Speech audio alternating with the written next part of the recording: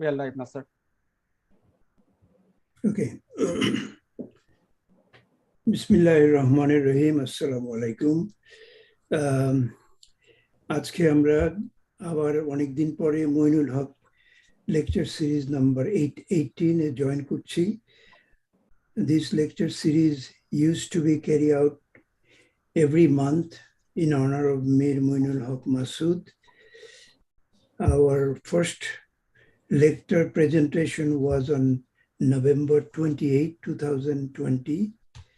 The last presentation was on October 29, 2022. Due to various reasons and problems, we could not have our session during this time. But WhatsApp group jeta ache was very much active with the users discussion, which is very nice to see. এই 10 মাসের ভিতরে we lost many of our friends and relatives.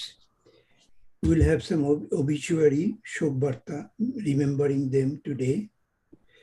Moinul Haq Masood passed away 3 years back today, August 26. This is his 3rd anniversary. 3 বছর পার হয়ে গেছে। মাসুদের 3 মেয়ের দুজনই এখন ইংল্যান্ডে থাকে। মেজটি তাজিন পিএইচডি করছে, আর ছোটটি অরিন ওখানে পড়াশোনা ছাড়াও চাকরি করছে ওখানে। আর বড় মেয়ে মাহিন ঢাকায় কোনো একটা ব্যাংকে এক্সিকিউটিভ হিসেবে আছে আর কি। মাসুদের ছোট ভাই মফিদুল হক মাহমুদ ও বড় মেয়ে মাহিন আজ আমাদের সাথে আছে। ওরা কিছু কথা বলবে ওর বাবা সম্পর্কে, ওর ভাই সম্পর্কে। Welcome to all the guests and audiences. Today's lecture topic will be on carbon monoxide potential in deeper reservoir. Keynote speaker is Dr. AKM Ehsanul Haq, Project Manager, UTP, University Technology, Petronas, Malaysia.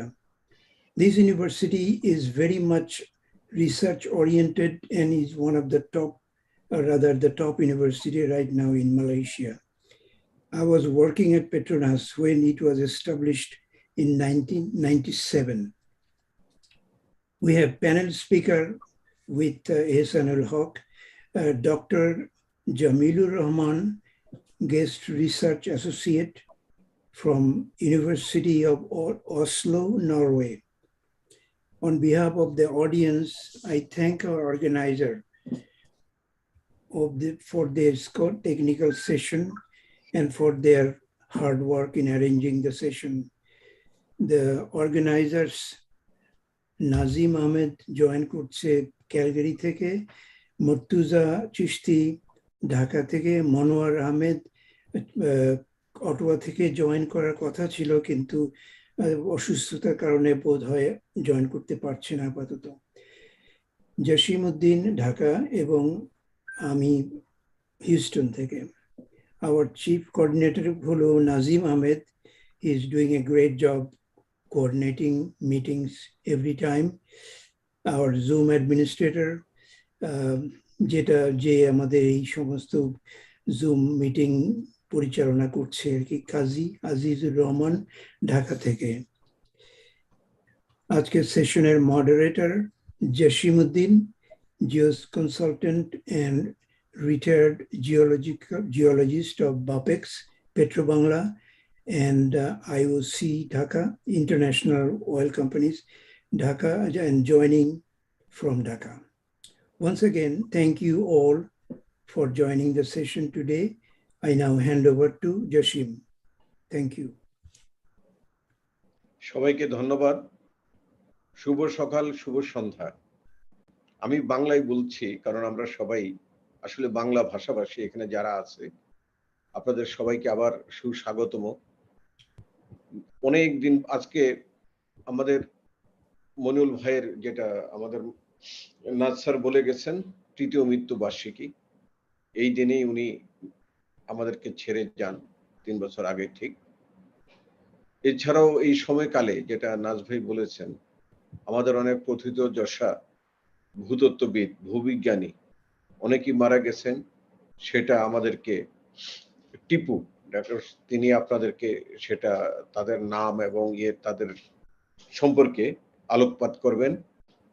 এছাড়া আজকে এই মাসেই আমাদের জাতির যিনি জনক আমরা বলি বঙ্গবন্ধু শেখ মুজিবুর রহমান, উনি মৃত্যুবরণ করেছেন। এই মাসেই আরো অনেক বরেণ্য ব্যক্তিবর্গ মৃত্যুবরণ করেছেন।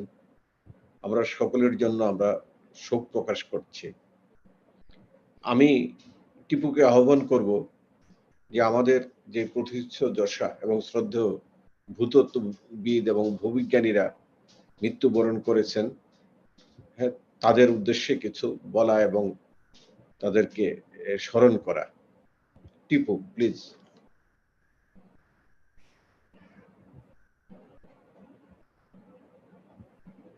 আসসালামু আলাইকুম, সবাইকে শুভেচ্ছা জানাচ্ছি। টরন্টোতে এখন সকাল। যেটা জসিম ভাই বলছিলেন,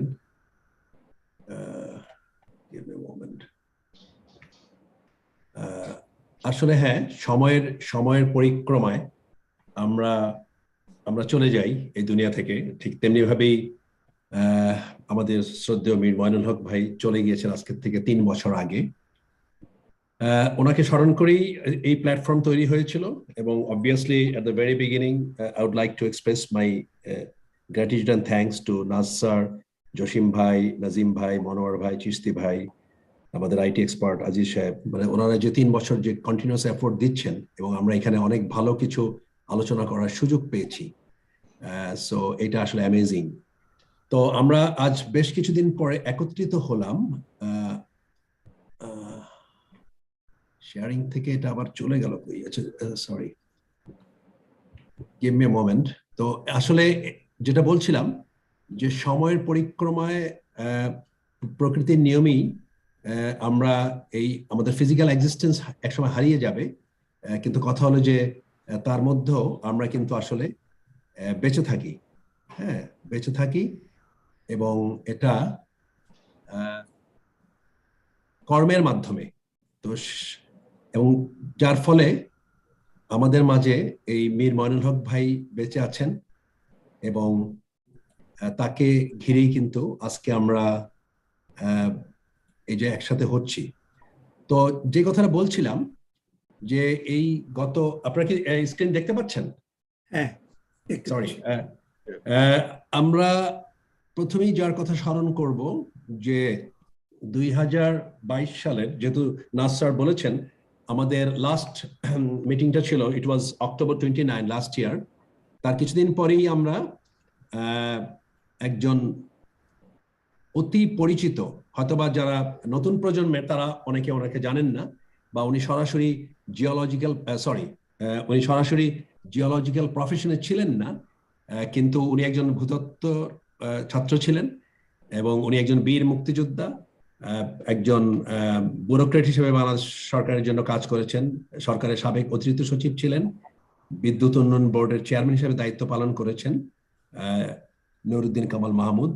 তো উনি ধরেন ওনাকে কি বলবো, যে ওনাকে বলা যেতে পারে যে উনি ছিলেন এই এই জ্বালানি সেক্টরের জন্য একজন তারকা, উজ্জ্বল তারকা। আমি খুব বেশি কথা বলার সুযোগ নাই।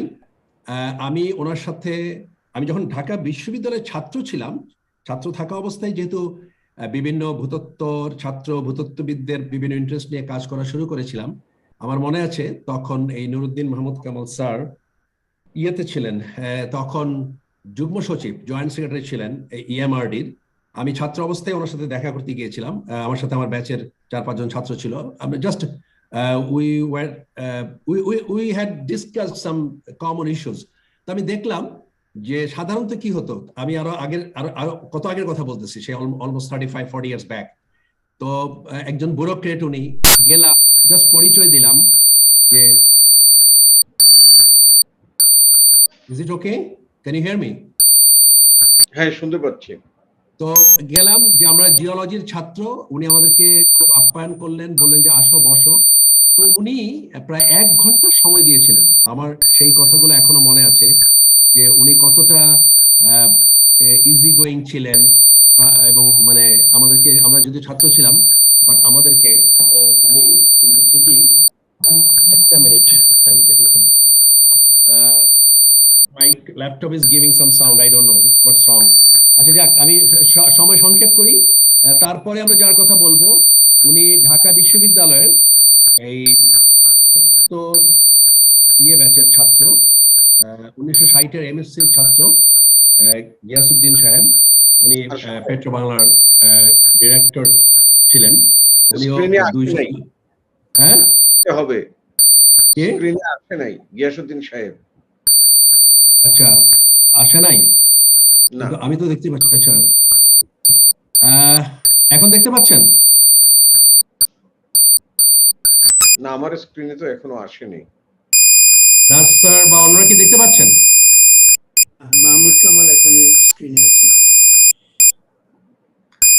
আচ্ছা, তাহলে কি একটু kindly, I am getting some sound Aziz, তুমি and take alert over which I করো। never got it before. আমার laptop, I don't know what is wrong. এখন ঠিক আছে। এখন ঠিক আছে? না, আপনি জাস্ট শেয়ার করেন আবার স্যার, আপনি আবার নতুন করে শেয়ার করেন। ওকে, আজিজ তুমি শেয়ার করো, তাহলে টাইমটা সেভ হবে। আজিজ, আমার কাছে ফাইলটা নাই স্যার, আপনাকে ফাইলটা পাঠিয়েছি তো আমি। পাইনি স্যার এখনো। না না, আমি তো দেখলাম যে ইট ওয়াজ সেন্ট প্রপারলি। আচ্ছা, ওকে, অফ করে দিয়ে আবার করো আচ্ছা আচ্ছা আর শর্ট করে ফেলো। আচ্ছা আচ্ছা। ভাই বলে Okay. ফেললেই হবে। হ্যাঁ, না, কিন্তু আসলে ছবিগুলো দেখাতে চাচ্ছিলাম সবাইকে, হ্যাঁ, ছবিগুলো দেখা দরকার। দরকার। তো আমি জানতাম করে আবার শেয়ার অন করেন স্যার, আপনি শেয়ারটা শেয়ারটা অফ করে আবার শেয়ার করেন। Give me a moment.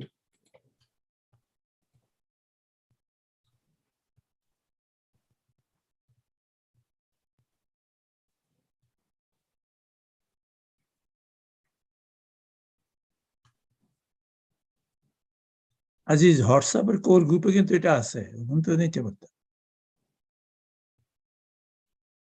ওখানে আছে স্যার? হ্যাঁ, আছে, হোয়াটসঅ্যাপে আছে, সেখান থেকে এই ইয়েতে নিয়ে গেলে হয়, ল্যাপটপে নিয়ে তারপর। আজিজ কোর গ্রুপে আছে এটা, শুরু করছে জিও ফ্যামিলি। হ্যাঁ, দেখো, নেক্সট স্ক্রিনে যাও। এটা কেন যেন আমারটাতে স্লাইড শোতে গেলে এটা সমস্যাটা দেখাচ্ছে। না এখন এসছে, নেক্সট এই যে আসছে। এখন আসছে, ঠিক আছে। আচ্ছা, তো এটা কি গিয়ার সাহেবটা দেখা যাচ্ছে? দেখা হ্যাঁ। যাচ্ছে। ওকে, তো উনি 2022-এর গত বছরের 25শে ডিসেম্বর ঢাকার একটি হাসপাতালে ইন্তেকাল করেন।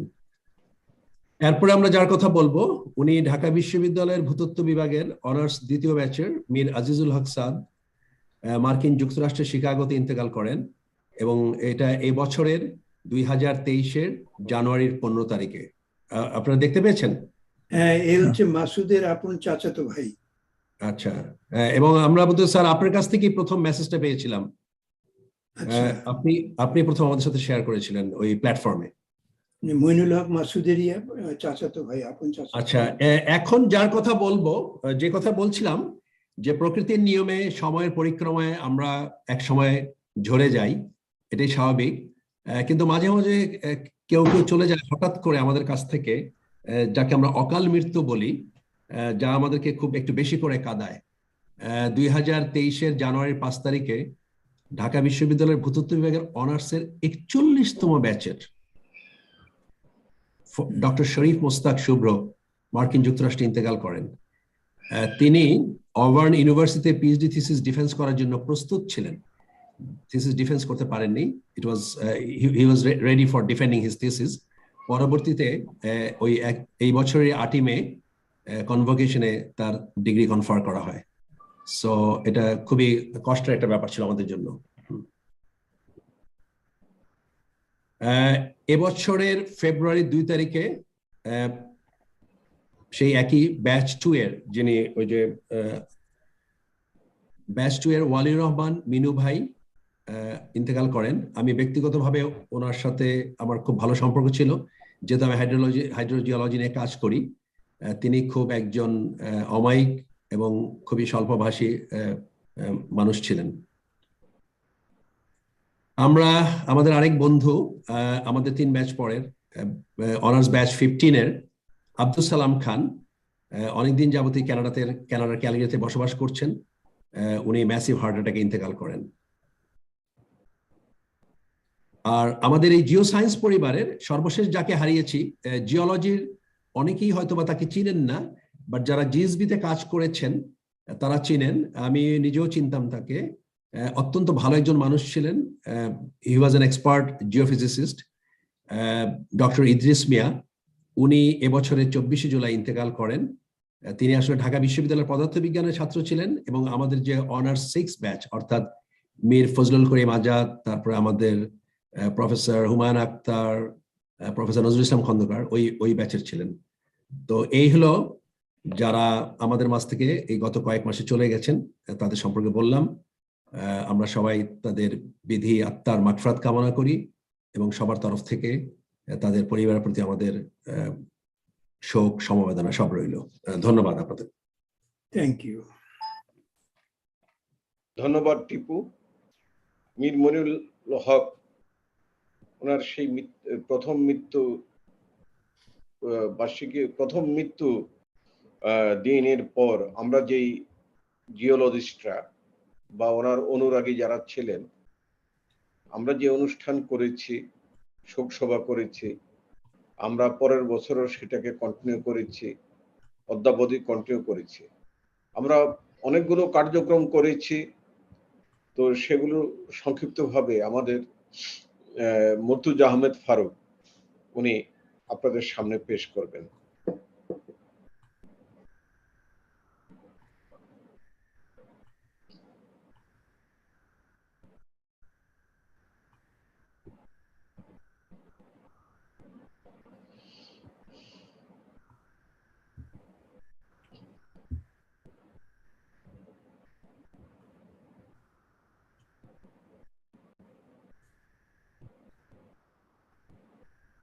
চিস্তি মানে আনমিউট করতে হবে।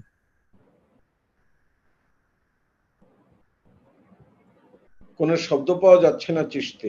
ওই যে আজিজের ওখান থেকে অ্যাডমিন থেকে বন্ধ ছিল, যে জন্য হয়নি আনমিউটটা। আচ্ছা, এখন শুনছি। তো আমি মইনুল ভাইয়ের প্রতি গভীর শ্রদ্ধা জ্ঞাপন করে বিগত 3 বছর আমরা যে কার্যক্রম করেছি এই ফোরাম থেকে, সে বিষয়ে আমি সংক্ষেপে তুলে ধরছি। আমরা প্রথমে উনি মারা যাবার পরে 5ই সেপ্টেম্বর আমরা গ্লোবাল একটা কনফারেন্স মিটিং করি, যার মাধ্যমে এই আমাদের এই ফোরামের কার্যক্রম আমরা শুরু করি। এরপরে ও বছরই ডিসেম্বর মাসে তার স্মৃতিচারণে এবং যে তার মেমোরি এবং যে সমস্ত আমাদের আলোচনা হয়েছিল তার উপর ভিত্তি করে, ওনার উপর ভিত্তি করে আমরা একটা তার জীবনালক্ষ্য একটা তৈরি করি, the memories of Mir Mainul Haque Masud, remembering the legend, এটা ছিল, এবং এটা আমরা সবার কাছে তখন ডিস্ট্রিবিউট করেছিলাম। এরপরে আমরা ফার্স্ট ডেথ অ্যানিভার্সারি 28 আগস্ট 2021-এ আমরা পালন করি। পরবর্তীতে সেকেন্ড ডেথ অ্যানিভার্সারি গত বছরের 28 আগস্ট আমরা করেছি, এবং এই সময়ের মধ্যে আমরা মোট 17টি টেকনিক্যাল সেশন আমরা করি।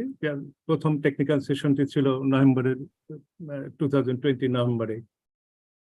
এই টেকনিক্যাল সেশন ছাড়াও একটি সেশন ছিল যে কোয়াটারনারি জিওলজি অফ বাংলাদেশ, একটা বই ডক্টর প্রফেসর হোসেন মনসুর সাহেব লিখেছিলেন, তারপর এখানে আলোকপাত হয়েছিল। উনি তার বর্ণনা করেছিলেন কোয়াটারনারি জিওলজির উপরে।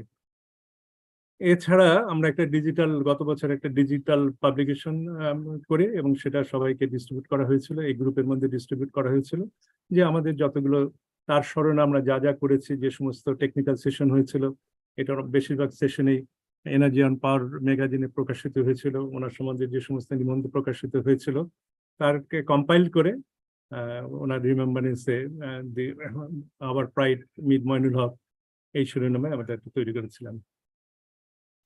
এটা একটা ছবি, আমাদের প্রথম যে ভার্চুয়াল মিটিং হয়েছিল ওনার স্মরণে, সেখানে যারা ছিল তাদেরকে নিয়ে তাদের জাস্ট একটা ছবি এখানে আছে।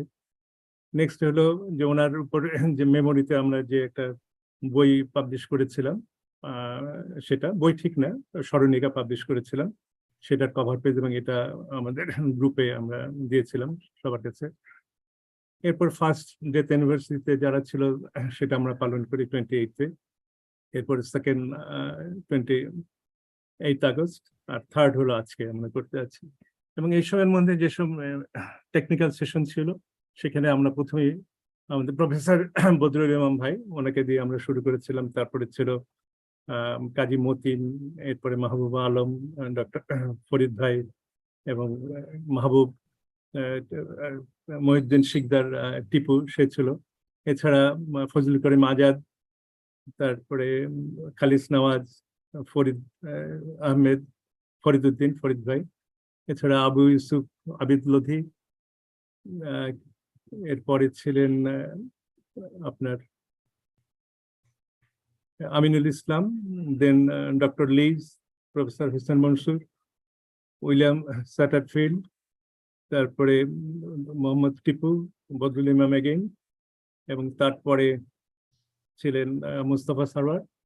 এবং লাস্ট গত বছরের নভেম্বরে যে 29 নম্বরে যেটা ছিল, সেখানে দুজন স্পিকার একত্রে ছিল, সেটা জাবির আহমেদ এবং আব্দুল সামাদ আজাদ। এবং ওনার স্মরণে যেটা আমরা ডিজিটাল যেটা পাবলিকেশন করেছিলাম, সেখানে এই বিষয়গুলো ছিল যে তার যে সমস্ত স্মৃতিতে যে সমস্ত জায়গায় প্রকাশিত নিবন্ধ ছিল, এবং টেকনিক্যাল যেসব সেশন ছিল, তারপর ভিত্তি করে যে সমস্ত আমাদের এখানে মিটিং হয়েছিল সেই বিষয়টা আমরা তুলে ধরেছিলাম। আর সবশেষে যেটা না বললেই নয়, আজ মইনুল ভাইয়ের প্রয়াণ দিবসে একটি কথা না বললেই যেটা না, আমার এখনো আসলে ভীষণ কষ্ট অনুভব করি যখন মইনুল ভাইয়ের কথা মনে হয়, যে তার মতো একজন ভালো মানুষ, সৎ মানুষ, এবং সর্বজন বিদিত একজন নির্লভ ও নিষ্ঠাবান ছিলেন, তাকে বিনা অপরাধে নাইকো মামলায় প্রায় 1 বছর জেলে থাকতে হয়েছিল। নাইকো চুক্তির সময় যারা ছিল অসৎ দুর্নীতিবাজ, তাদের ষড়যন্ত্র এবং চক্রান্তের শিকার হয়েছিলেন মইনুল ভাই, অথচ তারা আজও রয়েছে বহাল তবিয়তে এবং সমাজে বুক উঁচু করে। জানি না বিধাতার কি লীলা খেলা এর মাঝে নিহিত রয়েছে। আমার চাকরি জীবনে মইনুল ভাইয়ের আলোকে আমি আলোকিত ছিলাম, এবং আমার মতো আরো অনেকেই আলোকিত ছিল। পরিশেষে আমি মইনুল ভাইয়ের বিদেহী আত্মার অপার শান্তি কামনা করছি, এবং মহান আল্লাহ তাআলার কাছে আরজি করছি তাকে যেন উনি বেহেশত নসিব করেন। আমিন। Thank you, thank you. ধন্যবাদ সকলকে। ধন্যবাদ সৃষ্টি।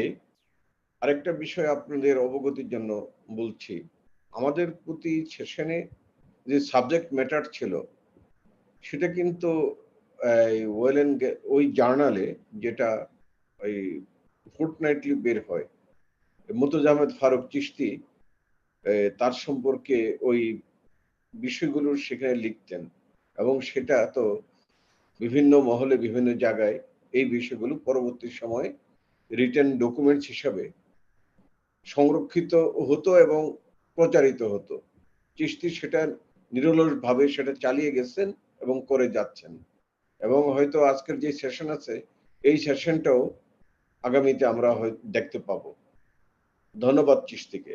আচ্ছা, আর শেষে হলো আজকের যে এটা শর্ট যে কর্মকাণ্ড ওনার পর করেছি, সেই ফাইলটা, প্রেজেন্টেশনের ফাইলটা আমি এখানে মেসেজে বা চ্যাটে দিয়ে দিচ্ছি, যাতে এখান থেকে বিস্তারিত নতুন যারা আছে বা যারা আগে ছিল না, তারা সেখান থেকে ফাইলটা ডাউনলোড করলে তারা দেখতে পাবে এখান থেকে।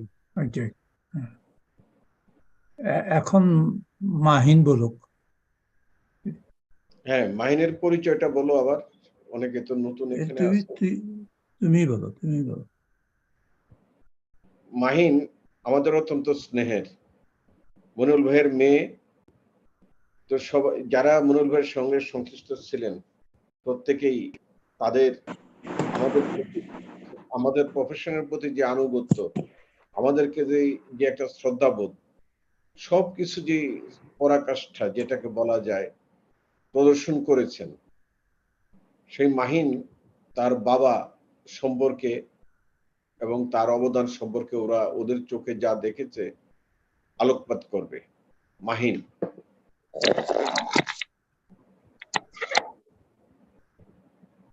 আচ্ছা, এটা সবাইকে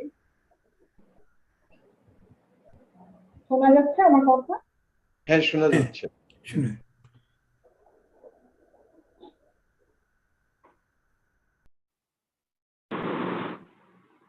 আসসালামু আলাইকুম, শোনা যাচ্ছে আমার কথা? হ্যাঁ, শুনতে শুনতে পাচ্ছি। ক্লিয়ার।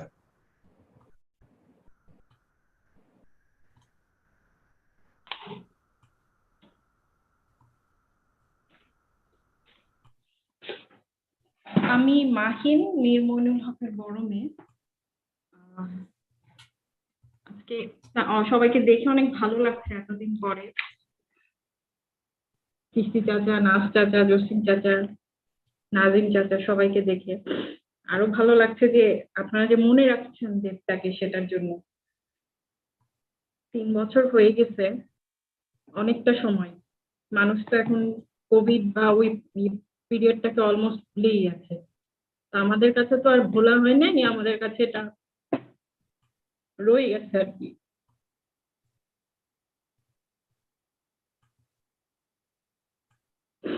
আমি আবারও ধন্যবাদ জানাচ্ছি অর্গানাইজেশন সবাইকে এই দিনটাকে মনে করে এই প্রোগ্রামটা অ্যারেঞ্জ করার জন্য। আর আমার বাকি 2 বোন আসলে জয়েন করতে পারেনি। এর মধ্যে আমাদের ফ্যামিলিতে 2 জন গেছে, আবার 2 জন ব্যাক করেছে। আমার যে ছোট 2 বোনেরই 2টা বাচ্চা হয়েছে, একজন ছেলে একজন মেয়ে। তো আমরা ধরে নিচ্ছি আব্বা আম্মা আবার ফেরত আসছে ওভাবে। তো যেহেতু বাচ্চা খুবই ছোট, ওরা আর এটার মধ্যে জয়েন করতে পারেনি, কারণ বিরক্ত করবে আর কি, বেশিক্ষণ থাকতে দিবে না। ওরা এমনিতেও একটু ব্যস্ত কাজ নিয়ে। তো আমার আসলে আর কিছু বলার নাই, কি বলবো।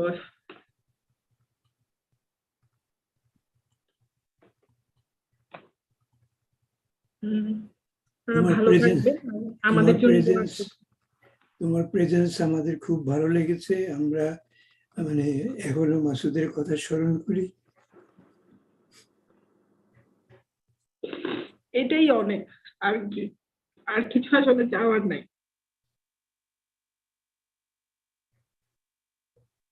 ইউসুফ হাসান ভাই কিছু বলবে মনে হয়। মাহিনের মামা মাসুদ ভাই আমাদেরও খুব ক্লোজ ছিল উনি। হাসান ভাই পারলে আনমিউট করে একটু বলেন।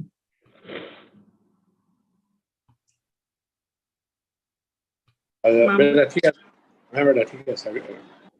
না, আমি জাস্ট বলতে যাচ্ছিলাম আর কি, অ্যাবসলিউটলি all of you যে আপনারা তাকে মনে রেখেছেন এবং স্মরণ করে আপনারা তাকে একটা পর একটা ওয়ার্কশপ বলেন, যা বলেন, সেমিনার বলেন, অর্গানাইজ করে চলেছেন। এবং টু মাই নলেজ আমার সাথে লেটেস্ট দেখা হয়েছিল বোধহয় চিস্তি সাহেবের সাথে এবং নাজিম সাহেবের সাথে মাহিন্দের বাসায়।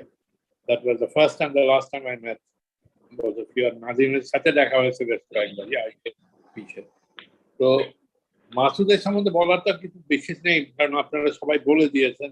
আপনারা বলেছেন হয়তো প্রফেশনাল দিক সাইড থেকে, আর আমি তাকে আমার রিলেশন হিসেবে, আমার বোনের হাজবেন্ড হিসেবে হয়তো বলতে পারি। মানে he has been a very simple soul, এবং বোধহয় এই সিম্পলিসিটিটাই তার সমস্ত সমস্যা সৃষ্টি করেছে আর কি, because he used to believe everything that was said, এবং এটাই তাকে বোধহয় কষ্টটা বেশি করে দিয়েছে আমার যা ধারণা। But that apart, ওই যে 3 জনের লোকের কথা বেশি বলতেন, আমার যতটুকু খেয়াল করে আমার সাথে যেদিনই দেখা হতো, যেমন নাথ সাহেব হিউস্টনের, তারপর আপনার বিশেষ করে প্রফেসর, ওনার নাম কি ছিল, অস্ট্রেলিয়ান ভদ্রলোক, মিন্টু, আজিজুল ইসলাম, মিন্টু চাচার কথা বলতে না? আর মিন্টু তো আছে, মিন্টু তো বোধহয় না আপনার, he is not a geologist or a geophysicist, so Mintu is a different মানে আমার সবচেয়ে ইমপ্রেসিভ যেটা মনে হয়েছে সেটা হচ্ছে যে 3টা মেয়েকে মানুষ করেছে টু দ্য এক্সটেন্ট যে তারা আজকে নিজের পায়ে শুধু দাঁড়ায়নি, they can independently go anywhere and everywhere. যদিও মাহিনকে আনফর্চুনেটলি আমাদের দেশে যে পরিস্থিতি তাতে করে যেটা হয় যে তাকে চাকরি ছাড়তে হয়েছে তার বাচ্চাদেরকে মানুষ করার জন্য। তার she was doing pretty well in rank bank, but the other two, Orin and Tazin, they have done wonderfully well. একজন পিএইচডি করছে, আর একজন আপনার আইডিএস বলে একটা প্রতিষ্ঠান আছে সাসেক্স ইউনিভার্সিটি, সেখানে she is working as a research associate for development studies. So আমি দেখেছি তার এই this is something that has always impressed me, যে মেয়েদের টোটাল ইন্ডিপেন্ডেন্স দেয়া, মানে গাইডেন্স প্রোভাইড করায় all right, but otherwise let them do whatever they want to do, whatever they wanted to be. তারা সে চেষ্টা করেছে সেটা করার জন্য, এবং he was always by their side. যখনই দরকার পড়েছে তখনই সে তার সাথে ছিল, তাদের সঙ্গে ছিল। আর আমার সাথে যতটা না আমার বোন, ছোট বোন যেমন, তার থেকে বোধ হয় পসিবলি we were friends. আপনাদের বোধ হয় একটা ছবি আমি দেখিয়েছিলাম, আপনার মনে আছে, বিদে হাত দিয়ে আমরা চলছি। So that goes to show the extent of friendship that we have. Once again, thank you very much for remembering him. অনেকে এখন মানে ব্যস্ততার কারণেই হয়তো it becomes difficult মনে রাখাটা, নিজেদের আত্মীয় স্বজনকে, তারপরে বন্ধু বান্ধব বা পিয়ারদেরকে মনে রাখাটা আরো all the more difficult. And thank you once again on behalf of the family. I gratefully appreciate your organizing this particular seminar. Thank you. Thank you so much. এখন আমরা মূল টেকনিক্যাল লেকচারে চলে যেতে পারি। তার আগে একটু বলি আমরা যে বিগত তা তো বলবে, এবং বদুল ভাই জয়েন করছে এক বছরের সেই লাস্ট নভেম্বরের পর গত বছরের আমরা করতে পারিনি, সেটা আমাদের বলবো যে আমরা করতে পারিনি। আমরা আশা করেছিলাম যে আমাদের পরবর্তী জেনারেশন যারা এখানে নিয়মিত অংশগ্রহণ করেন, আগ্রহী যারা আছেন, তারা হয়তো এই ধারাটাকে বজায় রাখবেন, এবং সেটা অনেকে বিভিন্ন সময় বলেছেন। তো আমরা সত্যি কথা বলছি কি, নাজ ভাই উনি ছিলেন না হিউস্টনে, নাজিম তার স্থানে যেখানে ক্যালগারিতে ছিল না, বাংলাদেশে আসছে, অসুস্থ হয়ে গেছে। আমারও কিছু সমস্যা আছে। মনোয়ার জয়েন করেছে, এখন দেখলাম মনোয়ারও দীর্ঘদিন ধরে অসুস্থ। তো এটা হলো যে বাস্তব কন্ডিশন, যে নাজ ভাই অনেকদিন দীর্ঘদিন উনি তার কি বলা যায় ব্যাকবোনে প্রবলেম ছিল, হয়তো এখনো আছে, সেটা নিয়ে ভুগছেন। যে জন্য আমরা যেভাবে যে আশা উদ্দীপনা নিয়ে আমরা শুরু করেছিলাম, সেই ধারাটা আমরা বজায় রাখতে পারিনি।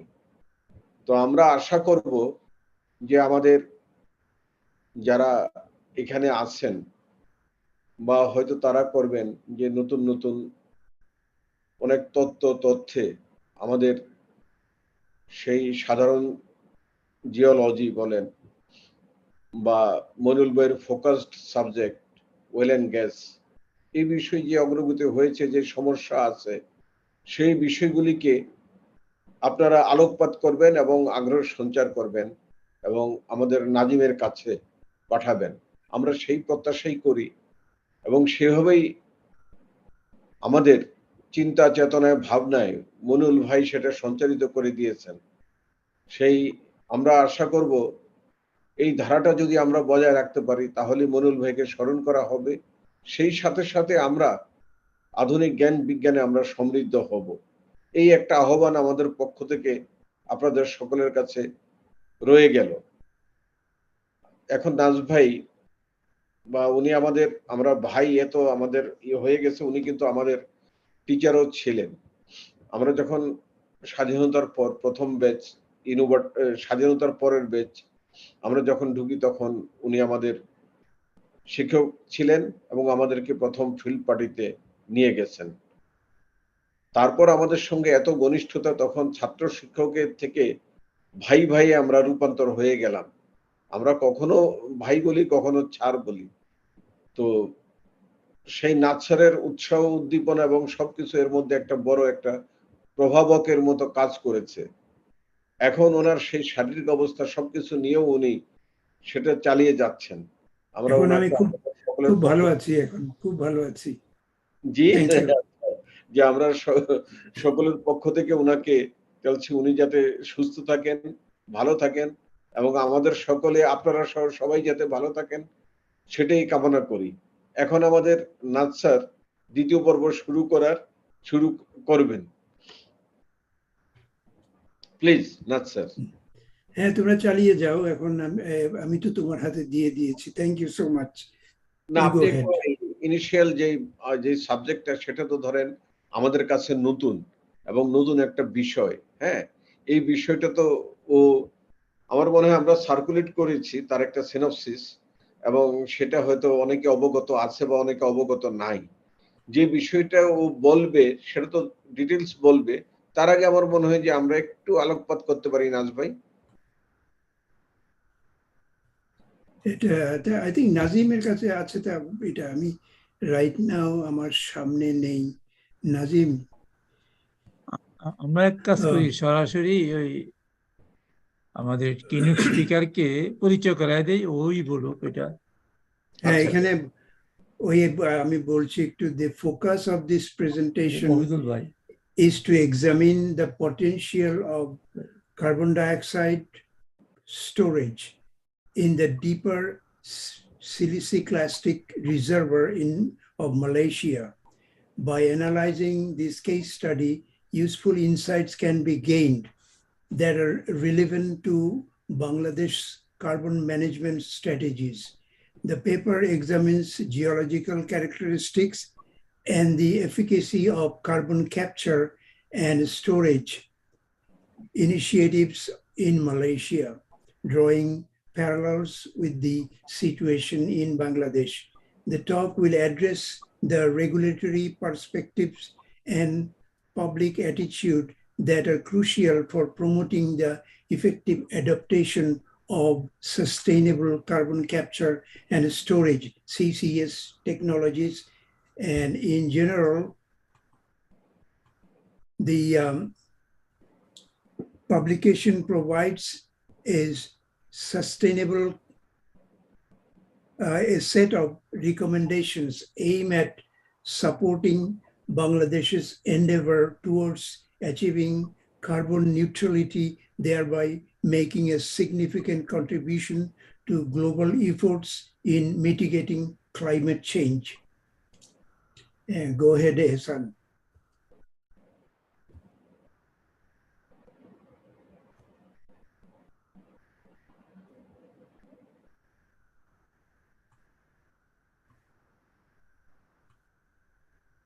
Thank you Naz sir. আমাকে কি শুনতে পাচ্ছেন আপনারা? হ্যাঁ, শুনতে পাচ্ছি। এক্সকিউজ মি এলসান, তোমাকে শুনতে পাচ্ছি স্পষ্ট, কিন্তু তোমাকে চিনতে পারছি না, because you have change so much. Thank you, please carry on. Thank you sir. আমি জানি না থ্যাংক ইউ বলা উচিত কি। First years of the university, সে আমার স্টুডেন্ট ছিল এবং রিমার্কেবলি আমি পরে ওর সম্বন্ধে বলবো, ওর লেকচারটা আমরা শুনে নিই। Thank you. Thank you sir. আসলে মানে আমার প্রেজেন্টেশনটা শেয়ার করার আগে একটু কথা বলে নেই। যদিও আমি অনেক junior, probably in this session I am the junior most, so আমার অনেক সিনিয়ররা আছেন, ইভেন ডক্টর জামিলুর রহমান ভাই আমার 2-3 ব্যাচ সিনিয়র, অন্যান্যরা তো অনেকে আমার বাবার বয়সী। বদরুল স্যার আছেন।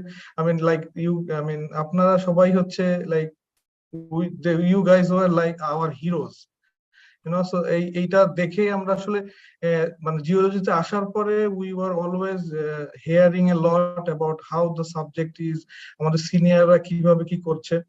সো এই সবকিছু আসলে আমাদের প্রেরণা হয়েছিল এমন টিল টু ডেট।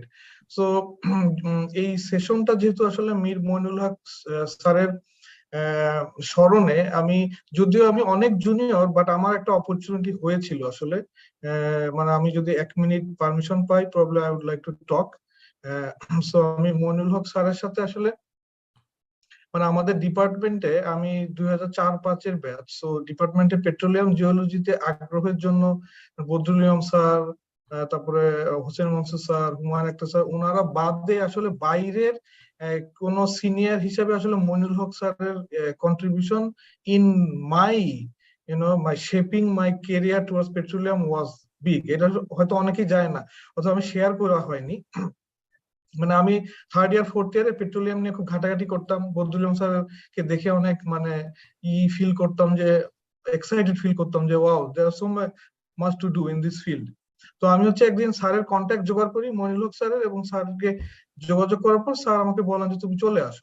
তো আমি স্যারের বাসায় যাই, স্যার আমাকে তখন বলতেছিলেন যে স্যার তুমি কি ব্যাপারে আগ্রহী। তো আমি বললাম স্যার আমি ফল্ট স্ট্রাকচারাল ফ্রেমওয়ার্ক নিয়ে একটা কাজ করতে চাচ্ছি, তো সিলিং ফল্ট নিয়ে আমার একটা আগ্রহ। তো স্যার বলে যে তুমি স্টেপ বাই স্টেপ শুরু করো, এখান থেকে শুরু করো, সিস্টেমসটা আগে বোঝার চেষ্টা করো, বেসিন সিস্টেম, তারপরে দ্য বেসিন, তারপরে ফিল্ড, তারপরে আরেকটু মাইক্রো স্কেলে। তো ওইটা আমার এখনো মনে আছে। আমি টানা 3-4 দিন স্যারের বাসায় যেতাম।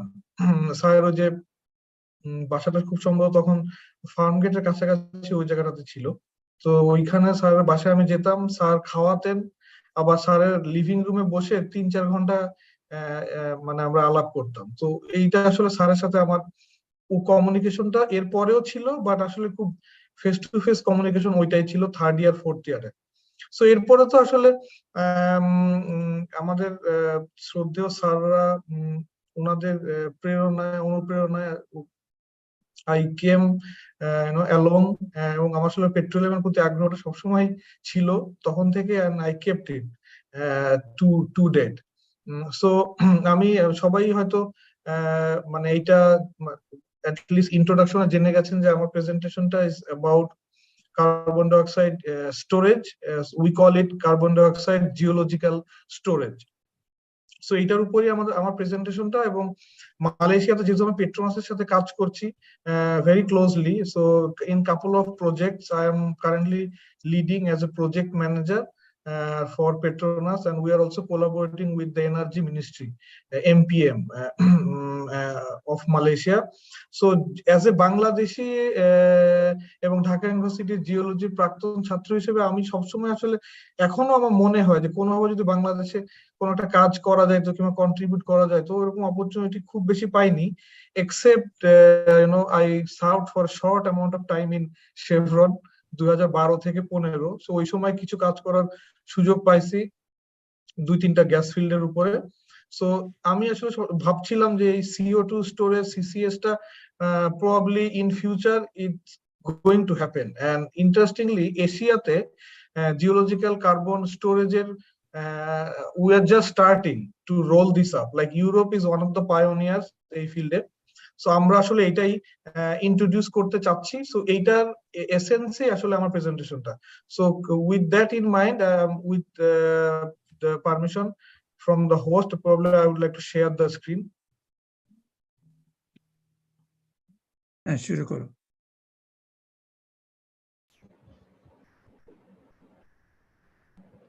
আমার স্ক্রিনটা কি দেখতে পাচ্ছেন? হ্যাঁ আসছে, হ্যাঁ দেখতে পাচ্ছি।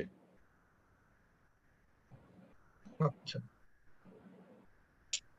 ওকে। সো আমি বাংলা ইংলিশ মিলাই কথা বলবো। ওকে, হ্যাঁ সো ইংলিশটা বললে একটু সুবিধা হয়, যেহেতু টপিক টার্মস গুলা ইংলিশে একটু ইজিয়ার, বাট ডেফিনেটলি আমি মানে I will use Bangla as well.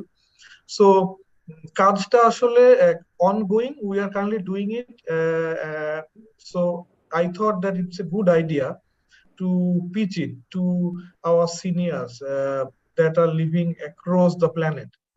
Dhaka ইউনিভার্সিটির কিংবা অন্যান্য ইউনিভার্সিটিরও অনেকে সিনিয়ররা হয়তো আছেন আজকে, যারা বিভিন্ন ফিল্ডে বিভিন্ন সেক্টরে কাজ করছেন within geo science. So in deeper reserve, so এই CO2 স্টোরেজটা হচ্ছে আমরা ডিপার রিজার্ভয়ারে কিভাবে স্টোর করা যায় এইটার উপরে আসলে প্রেজেন্ট করার আমি চেষ্টা করব। তো আমার স্লাইডটা কি মুভ করছে? হ্যাঁ, মুভ করছে। জি জি জি, আচ্ছা।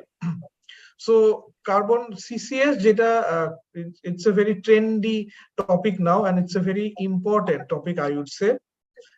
Carbon dioxide utilization and storage. আমি মনে হয় একটু ইকো শুনছি কোথাও থেকে।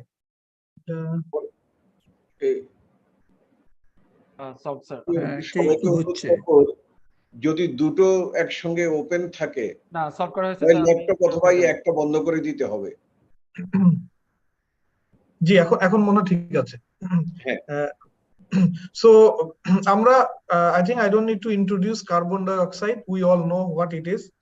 So carbon dioxide, যেহেতু we are living in an era where greenhouse gases or climate change is a big issue, so এই দৃষ্টিকোণ থেকে যেহেতু we have been producing oil and gas, I mean I think after industrial revolution, like probably the pace started from early 1900 and then we are in a very matured stage.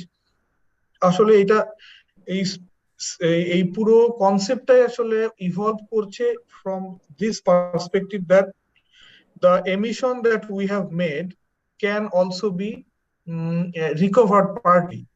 So this capturing and utilization, which are engineering aspect of carbon dioxide sequestration, storage যেটা দেখতে পাচ্ছেন স্লাইডে, storage যেটা highlight করা, this is where we geologists can seriously contribute, and I'm actually working on this one.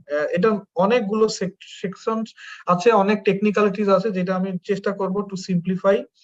এবং মালয়েশিয়াতে আমরা আসলে যে কাজটা করছি এখন with help of Petronas, UTP, Petronas and ministry, we also are actively thinking that how this can be, the learning outcomes can be implemented or probably discussed with the policymakers in Bangladesh. So কারণ today or tomorrow এই অবস্থাতে হয়তো আমাদের যেতে হবে, অথবা at least যেহেতু আমাদের সাউথ এশিয়াতে এরকম স্টোরেজের কোনো ফ্যাসিলিটি এখনো নাই, so Bangladesh can be one of the pioneers simply because আমাদের we have the thickest sediment thickness, thickest delta in the world. So that actually can be very helpful. I strongly believe in this particular thing. So actually global trend কি, that probably we should try to understand.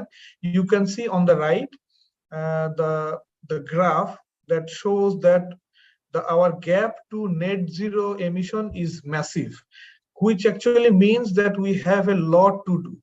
Currently, you would be very surprised to know that only a fraction amount of carbon dioxide capture projects are actually happening dedicated to geological storage.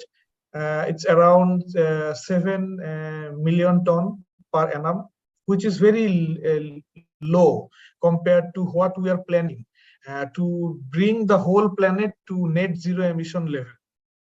So এটার জন্য আসলে আমাদের প্রচুর কাজ করতে হবে। Currently, I mean, Europe is one of the pioneers, USA and Europe, and I think this one is, I'm really glad to share that Malaysia has the plan to have the biggest carbon storage facility in the world. So we are actually building this one with the help of Petronas. So the facility storage capacity is going to be massive. We are also ready to share the knowledge, the experience with other partners, and Bangladesh being one of the partners of Malaysia. এবং আমরা বাংলাদেশে যেই অল্প কয়েকজন কাজ করছি এখন এখানে পেট্রোনাসে, so we are trying to advocate this to the policymakers in here so that we can have an active collaboration for this particular thing. So keeping aside the capture and utilization, probably I'm going to focus exclusively on the storage part, which is geological carbon storage. So এখানে আসলে geoscientists have a massive role to play, and which actually excites me is I think there's a notion in the geoscience or the earth science domain, or probably in the scientific community, that the demand for geology or geoscience might be going lower or on a decreasing trend. But on the contrary, on a practicality or on executive level, what we are seeing is the demand is not only growing, I think it's going to go beyond the expectation, because all the expertise that we have, for example, expertise of a sedimentologist or a geomodeler or a petroleum geologist, seismic sequence stratigrapher, all these experiences are needed for this carbon dioxide sequestration, carbon dioxide geological storage. Because anyways, we are actually dealing with the subsurface. Probably previously we would be dealing with how we can produce oil and gas. Now we will be dealing with, in future, how we can inject carbon dioxide into different suitable layers. We normally go for porous permeable layers, so I will come to that technicality a bit later. So আমাদের ওই এক্সপার্টিসটা একই রকমই থেকে যাচ্ছে, এবং ওই expert যারা এই মুহূর্তে আছেন তাদের expertise probably we would require more than ever before. So এই জিনিসটা আমাকে রিয়েলি এক্সাইট করে, এবং আমাদের পেট্রোনাসও এটা নিয়ে প্রচুর কথাবার্তা হয় যে we have a lot of demand, not only in Malaysia, definitely across the everywhere in all the continents, যেখানে এই জিনিসগুলো নিয়ে প্রচুর। ওকে, আমি কালকে কথা বলবো। ওকে, জসিম মিউট করে নাও। Okay, sorry for the interruption. So yeah, so essentially a expertise gula, with the help of some new tools, we need this so that we can know more about the storage potentiality of these reservoirs. So in CO2 storage concept, reservoirs in here doesn't mean to produce oil and gas. In here, reservoirs mean the suitable zones or layers in which we actually would like to pump or to inject a big amount or a substantial amount of carbon dioxide. And then definitely, as geologists, we will also monitor. We will see how the fluids flow through the medium, এবং আমাদেরকে আরো কয়েকটা জিনিস ensure করতে হবে। I am sure we all know about it, like আমি CO2 inject করব যখন, like in a massive amount of way, we don't want this CO2 to leak through fractures or faults.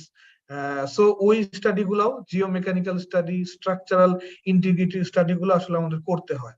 So that's what I'm going to focus today. So at this point of time, I would like to share one video. Please let me know if the video is being played. Yes.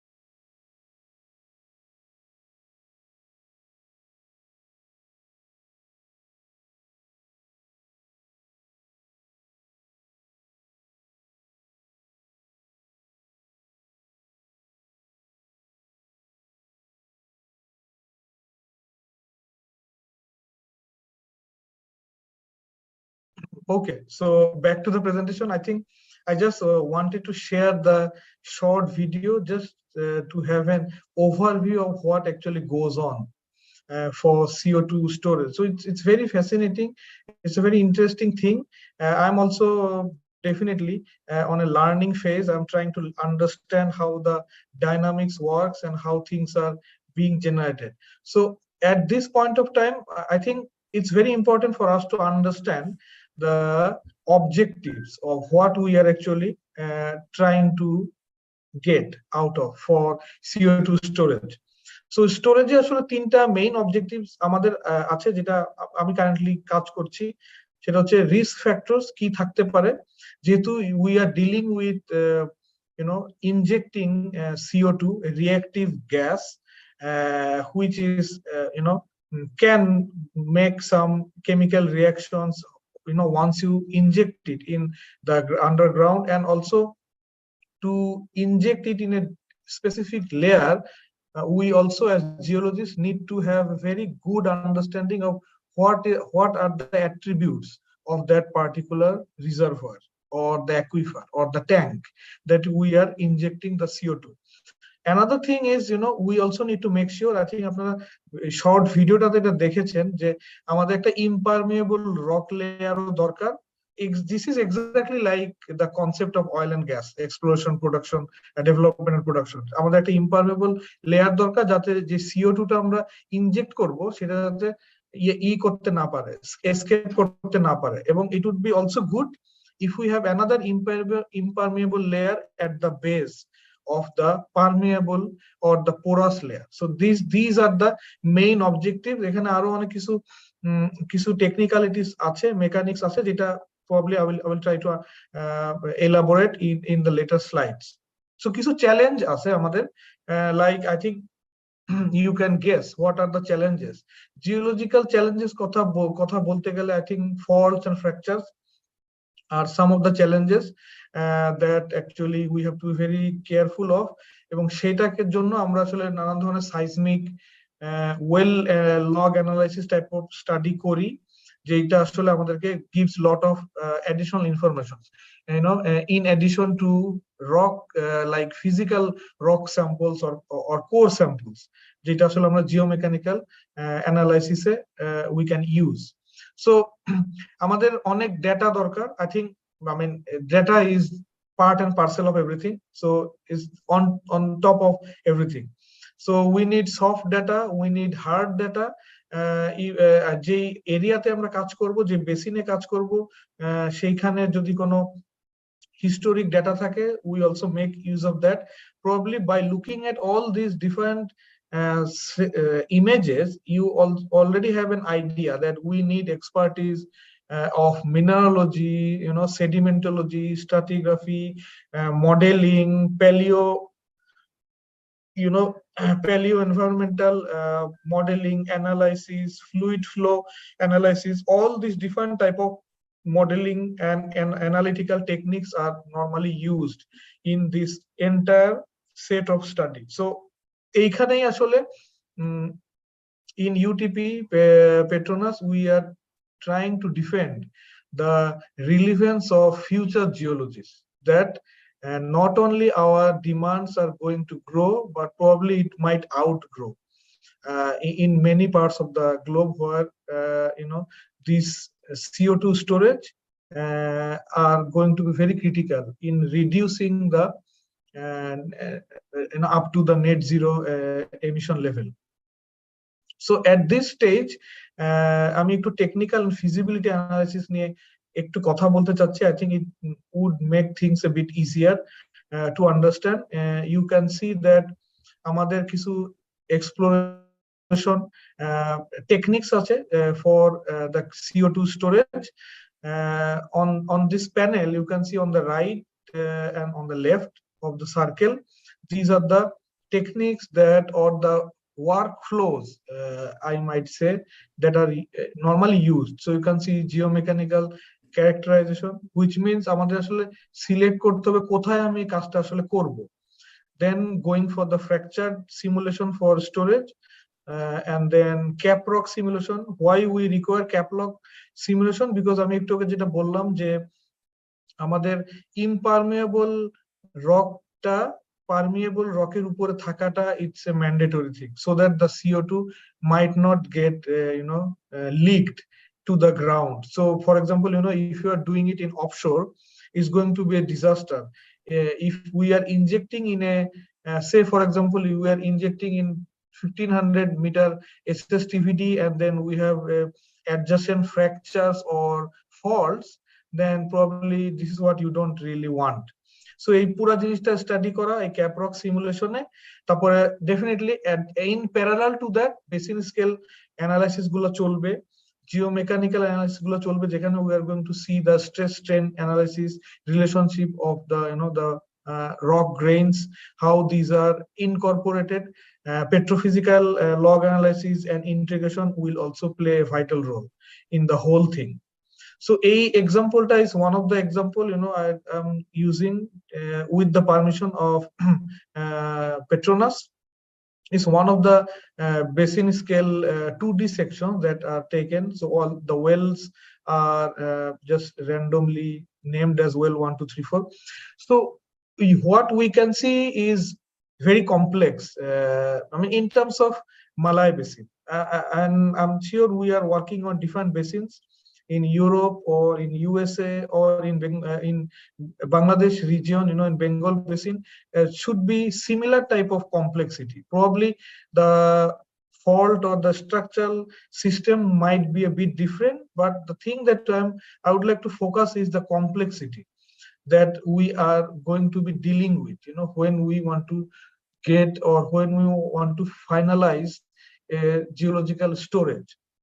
So basin scale analysis is one of the first techniques that we actually use for delineating what type of structure we have, how many major layers we have, what is the paleoclimatic situation of this area, the stratigraphy, the structure, and all the other associated things related to that.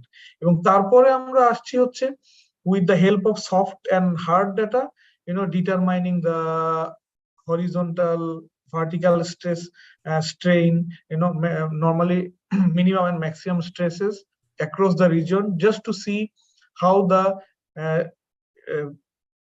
the zone of interest might behave. So এখান থেকে আসলে এই আলোচনাটা এবং এই particular স্লাইডটা যে basin scale analysis are one of the first few things that we do in delineating the CO2 storage site and the integrity of the zone. তারপরে আসতেছে হচ্ছে আমাদের geomechanical analysis. I'm not going to explain the graph, which I'm sure many of us know. It's very important, and these are very crucial tests that we normally do, for delineating the data that we have, and then afterwards we actually have an idea of what we are dealing with. For example, আমি কয়েকটা টেস্টের কথা এখানে বলেছি, like triaxial test, acoustic velocity, static and dynamic Young's modulus, Poisson's ratio, fracture toughness, things like this. So maybe I can elaborate one or two, and then you will have an idea. You would know that how are these techniques, which I'm sure all of you know, are used in this particular CO2 storage. Like triaxial compressive test দিয়ে আমরা আসলে কি করি, আমরা আসলে রকের mechanical behavior ta under varying stress condition we try to determine the strength and the deformation characteristics. তারপরে acoustic velocities টা কি, it is like speed of sound through the rock. We all know about that. So কেন এটা আমরা use করতেছি, কারণ with the speed of sound passing through the sample rock or the sample unit, we get very good idea about the porosity, density, and the mechanical properties of this. Then static and dynamic Young's modulus also is something that is also useful, like রকের stiffness static এবং dynamic কন্ডিশনে কেমন, এইটা আসলে quantify করা যায়। static and dynamic Young modulus দিয়ে তারপর Poisson's ratio fracture toughness is also another very important thing that we do এটার মাধ্যমে আমরা ম্যাটেরিয়ালের resistance to crack propagation so as you can see all these are related to different sectors of geomechanics. Why? Because we don't want to be in a situation say for example after 5 years or 10 years injecting CO2 into the zone of interest that we might have a crack or we might have developed a plane of weakness through which the CO2 might leak, and that is something that definitely we don't want because it's going to be a massive issue because আমরা যদি একটা big amount inject করি তারপর সেটা যদি leak করা শুরু করে 10 15 20 বছর পর থেকে so that's going to most likely revert the whole thing. So that's why to do geomechanical analysis on these particular sites are very important. তারপর হচ্ছে ক্যাপ্রক ইন্টিগ্রিটিটা আরেকটা খুব important factor because exactly like oil and gas we need caprock for this CO2 as to act as a seal because we don't want any pressure induced stress changes or so that to make sure the mechanical stability of the caprock or if there is any fault it is not going to make things make matters more worse which means আমরা আসলে যেই জোনে CO2 টা inject করব সেই জোনটাতে যদি ফ্র্যাকচারস থাকে অথবা ফল্ট থাকেও সেটা যাতে আসলে নন ইফেক্টিভ হয় আমার এই স্টোরেজ পটেনশিয়ালের উপর সেটার জন্যই আসলে আমরা বিভিন্ন রকম integrity caprock integrity analysis kori ebong just to see the impact of how the seals might behave or the faults might behave as well. So erpore jeta bollam je just like oil and gas exploration development amader ashole ekta porous zone dorkar. So that's why as I am working on Malaysia, Bangladesh is a very good content for this particular thing because as I said it's the thickest delta and offshore আমাদের কিছু specific points আছে যেটা আমি probably at the end part of my presentation I am going to share and I think Dr. Jamilur Rahman he has been working on this for a long time. He will also share something because we have also been collaborating for last couple of years on this particular thing. So porous rock যেহেতু আমি বলতেছি so that also means all the different type of analytics or the geological analysis on this particular zone of interest which is porous and permeable. That means there are different type of techniques by which we have an idea of how the fluid might flow. So for your kind information, by using the term fluid in here I actually mean carbon dioxide. So carbon dioxide টা আসলে কিভাবে flow করবে আমাদের পোর space গুলাতে এবং সেটা কি ওখানে থেকে যাবে কিনা কিংবা ওটা ওখানকার কোনো মিনারেলের সাথে রিঅ্যাক্ট করবে কিনা sometimes the reaction might also be very good and it can form carbonate group of minerals which is also good if we have enough space within the pores in our zone of interest it's good that means the CO2 becomes solid and then it is never going to leak probably in thousands to millions of years. Etao ekta one of the techniques. I mean, I think just last year I just got involved in another project where we are trying to see the CO2 induced mineralization on the surface or very shallow zones in Malaysia. And definitely this can also be implemented in countries like Bangladesh. So the whole suite of petrophysics is actually on this particular slide of understanding the porous rock and at the same time to understand the mechanical deformation. So এটা নিয়ে হয়তো আমি খুব বেশি কথা বলবো না I already have talked about it যে এই জিওমেকানিক্স টা নিয়ে আলোচনা করা এই জোনটা ডিফর্ম করলে কিভাবে ডিফর্ম করবে সেটা প্রেডিকশন করা আনসার্টেনিটিস গুলাকে reduce kora and in addition to that I think I should also add one more thing that I am sure you all are hearing about artificial intelligence, machine learning a lot. So machine learning, deep learning is also playing a vital role.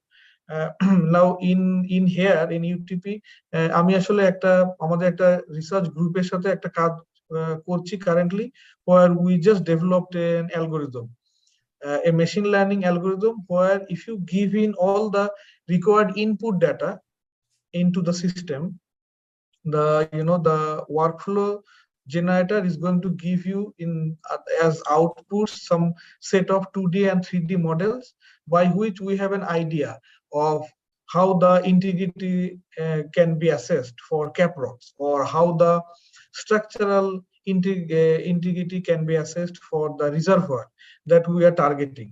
So machine learning, deep learning tao onek currently এটা help করতেছে আসলে আমাদেরকে, but keeping aside these two, we are also using a lot of conventional techniques, because I have seen in Petronas, most of the geologists in here are still, they still prefer the conventional techniques, which are, going through the manual interpretation, which I also agree.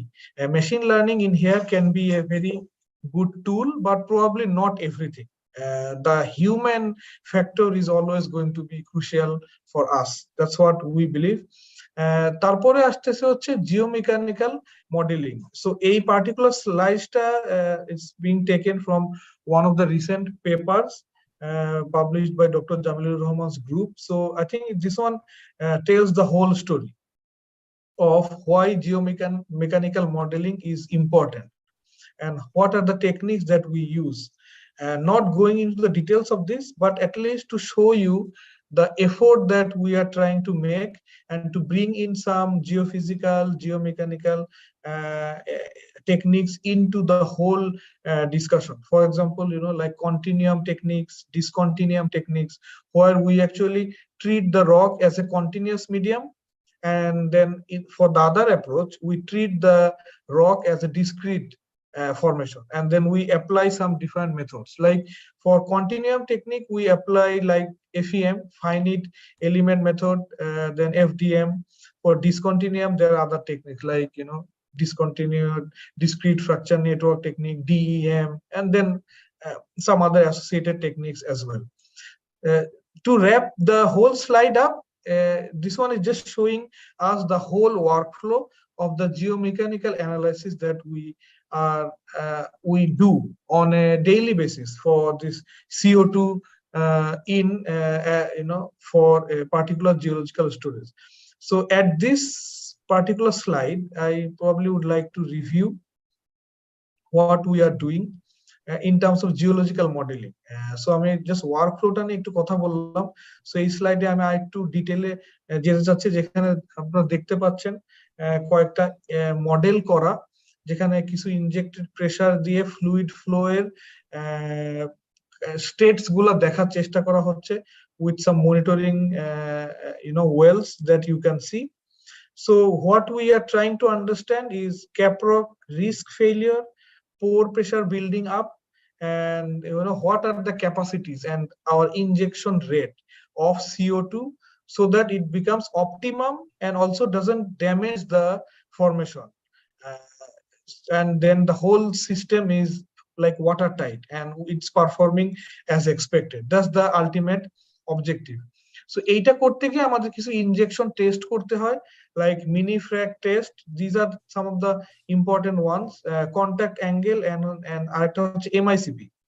So আমার মনে হয় most of us we know about it from oil and gas upstream perspective, but some of these are, as I said, we are trying to use in this particular objective as well. So mini frag test টা দেখতে পাচ্ছেন কার্ভটা like bottom left, এটা হচ্ছে injecting a small amount volume of fluid into the well in a controlled rate. So আমরা একটা controlled rate হচ্ছে fluid মানে CO2 inject করব, এবং এই টেস্টটা আসলে will help us to understand the in situ stress condition, fracture network characteristics, and mechanical properties of the rock. তারপরে কন্টাক্ট অ্যাঙ্গেল ম্যানেজমেন্ট দিয়েও হচ্ছে কিছু ইন্টারাকশন রিলেটেড স্টাডি করা যায় এবং ওয়েটেবিলিটির আন্ডারস্ট্যান্ডিংটাও করা যায়, which eventually impacts the fluid flow behavior.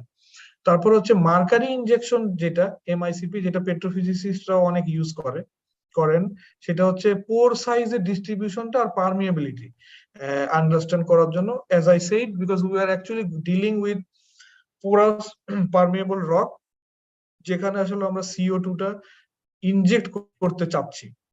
So এটা হচ্ছে কিছু output, you can see like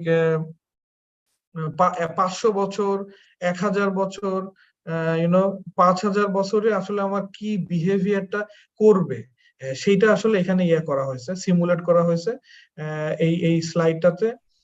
এবং সারাউন্ডিং রক্স গুলা আসলে কিভাবে বিহেভ করবে to predict the risk of the cap rock failure and the leakage, if there's any leakage. So if we are satisfied with the simulation and the model, then we are good to go. Okay, so at this point of time, let's try to relate this with the Bangladesh scenario. So carbon sequestration in offshore. So I think offshore is a very good contender for Bangladesh. This is what we think, and we have a paper that is probably about to be published in our group. So Dr. Jamilur Rahman, me, myself, and some other geologists are working on this, just to see, to test how Bengal Basin might perform. So we, for our particular objective, we actually chose Shangu gas field because this one is shallow, not really very deep water, and it's very, in terms of structural, complexity, not really that complex, also good. It has good, in terms of stratigraphy, is also not bad. I'm just using some very rough general terms, not going into the details of it, but this can be one of the test fields, like some other very prominent fields that are being used by other countries, like in Norway, or like Japan is doing. Malaysia is doing. For Malaysia, it's Kawasari field, going to be the biggest CO2 injection field in the world.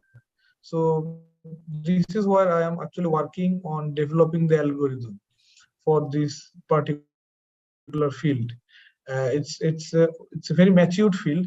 Some of the reservoirs are already depleted, so that's what we are targeting. So Shangur khetro ekই ব্যাপার। So geological formation টা study করা, cap rock ইন্টিগ্রিটিটা study করা, সাঙ্গুর safety ব্যাপারটা দেখা, not only the engineering safety but also the geological safety, the capacity potential also is a very important thing. So এটার ক্যালকুলেশনটা খুব difficult না, like আমরা যেভাবে অয়েল এন্ড গ্যাসে ভলিউম ক্যালকুলেট করি, প্রায় একইভাবেই ফ্লুইড ফ্লো বিহেভিয়ার দিয়ে কতটুক এরিয়া দখল করবে CO2, সেটার হিসাব করে ফেলতে পারলে it becomes exactly same, like how we do the volumetrics for oil and gas. Then we can get the whole capacity potential in terms of volume, for Shangu gas field. So eta one of the slides that is probably part of the paper that we have submitted. We're awaiting the, for this to be published. So we just shared it. So you can see the mega sequence. These are already interpreted. So probably within this second mega sequence, around 2500 meters SSTVT could be that zone where we can inject. And it's good in terms of thickness, permeability condition, top and below, and also the distribution. The 3-dimensional distribution in space is also good. So that's what we proposed in the paper, and also are trying to understand the other dynamics of it. So opportunities and challenges কি আসলে আমাদের আছে, সেটা আসলে there are a lot. There are opportunities, there are challenges, there are benefits as well. As I said, যে এটাকে একটা potential করা যেতে পারে সাঙ্গু গ্যাস ফিল্ডকে জিওলজিক্যাল স্টোরেজের জন্য, and for that we also need some other additional geological studies. Shangur ক্ষেত্রে যেটা benefit আমরা পাইতে পারি, যেহেতু it's already been analyzed, produced, a lot of geological subsurface informations are probably there, and হয়তো কিছু advanced modeling, machine learning approach করা যেতে পারে, যেটার মাধ্যমে আমরা আসলে আরো কিছু insights পাইতে পারি, like insights on the integrity of the storage formations or some of the other things. In terms of benefits, I think Bangladesh can be one of the key players in this region, and this one is not related to, because this is a borderless thing. I mean, a carbon dioxide হইতে পারে বাংলাদেশ থেকে আসা carbon dioxide, it can also be from other countries, and we can have agreement, and then we can, if everything is working nicely, technically speaking, then Bangladesh can be one of the hubs, technical hubs for this, and be one of the examples for a carbon neutral future. Although Bangladesh's contribution is very less in terms of polluting the environment, but nevertheless we can be one of the pioneers, like the other countries, some of the other countries in Asia, like Malaysia is really stepping up the, to third, fourth gear, I think, at this point of time. Japan has been doing it, but I think the way Malaysia is progressing now with CCS, they will supersede. That's the plan, to supersede Japan by next couple of years. And as I said, the field that I am working on for developing the algorithm for the integrity of the caprock is estimated to be the biggest storage facility in the world. So with that in mind, thank you very much. And আমি একটা QR add করেছি, so if you guys want to participate, how you thought of the presentation, you can scan the QR code. It's just going to direct you to a web page, and you can put a word or two. And definitely the whole session is open for Q&A. So with that in mind, thank you very much. ধন্যবাদ এহসান, আপনার চমৎকার প্রাঞ্জল ভাষায় বাংলা ইংরেজি মিলিয়ে আমাদের যে understanding দিলেন, আমাদের জন্য অবশ্যই নতুন সাবজেক্ট। তো আমি একটা অনুরোধ করব, যাদের বিভিন্ন প্রশ্ন আছে তারা চ্যাট বক্সে আপনাদের প্রশ্নগুলো করবেন। আমাদের প্যানেল ডিসকাশন যিনি করবেন ডক্টর জামিলুর রহমান, তারপরেই আপনারা প্রশ্নগুলো করবেন। আশা করি আমাদের যে তারা সঠিকভাবে উত্তর দেবেন। আমি এখন জামিলুর রহমানকে অনুরোধ করছি তার বক্তব্য প্রদান করার জন্য।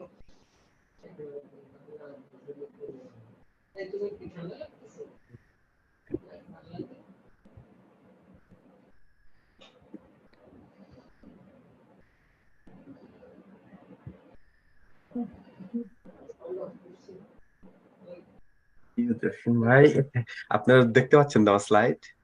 হ্যাঁ, দেখতে পাচ্ছি। ওকে, এটাকে ফুল স্ক্রিন করে দাও। গুড, হ্যাঁ, ঠিক আছে। তো আমি জামিলুর রহমান, আর জামিল, আমাকে সবাই জামিল নামে চেনে।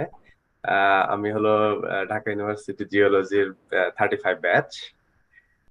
কারেন্টলি আমি এখন লন্ডন অন্টারিওতে আছি, বাট রিমোটলি অ্যাকচুয়ালি আমি হলো গেস্ট রিসার্চার হিসেবে ইউনিভার্সিটি অফ অসলোতে আমি কাজ করি, এখনো রিসার্চ করি আর কি, যেটা কন্টিনিউ। আমি লাস্ট ইয়ারে আমার পিএইচডি ডিফেন্ড করছি।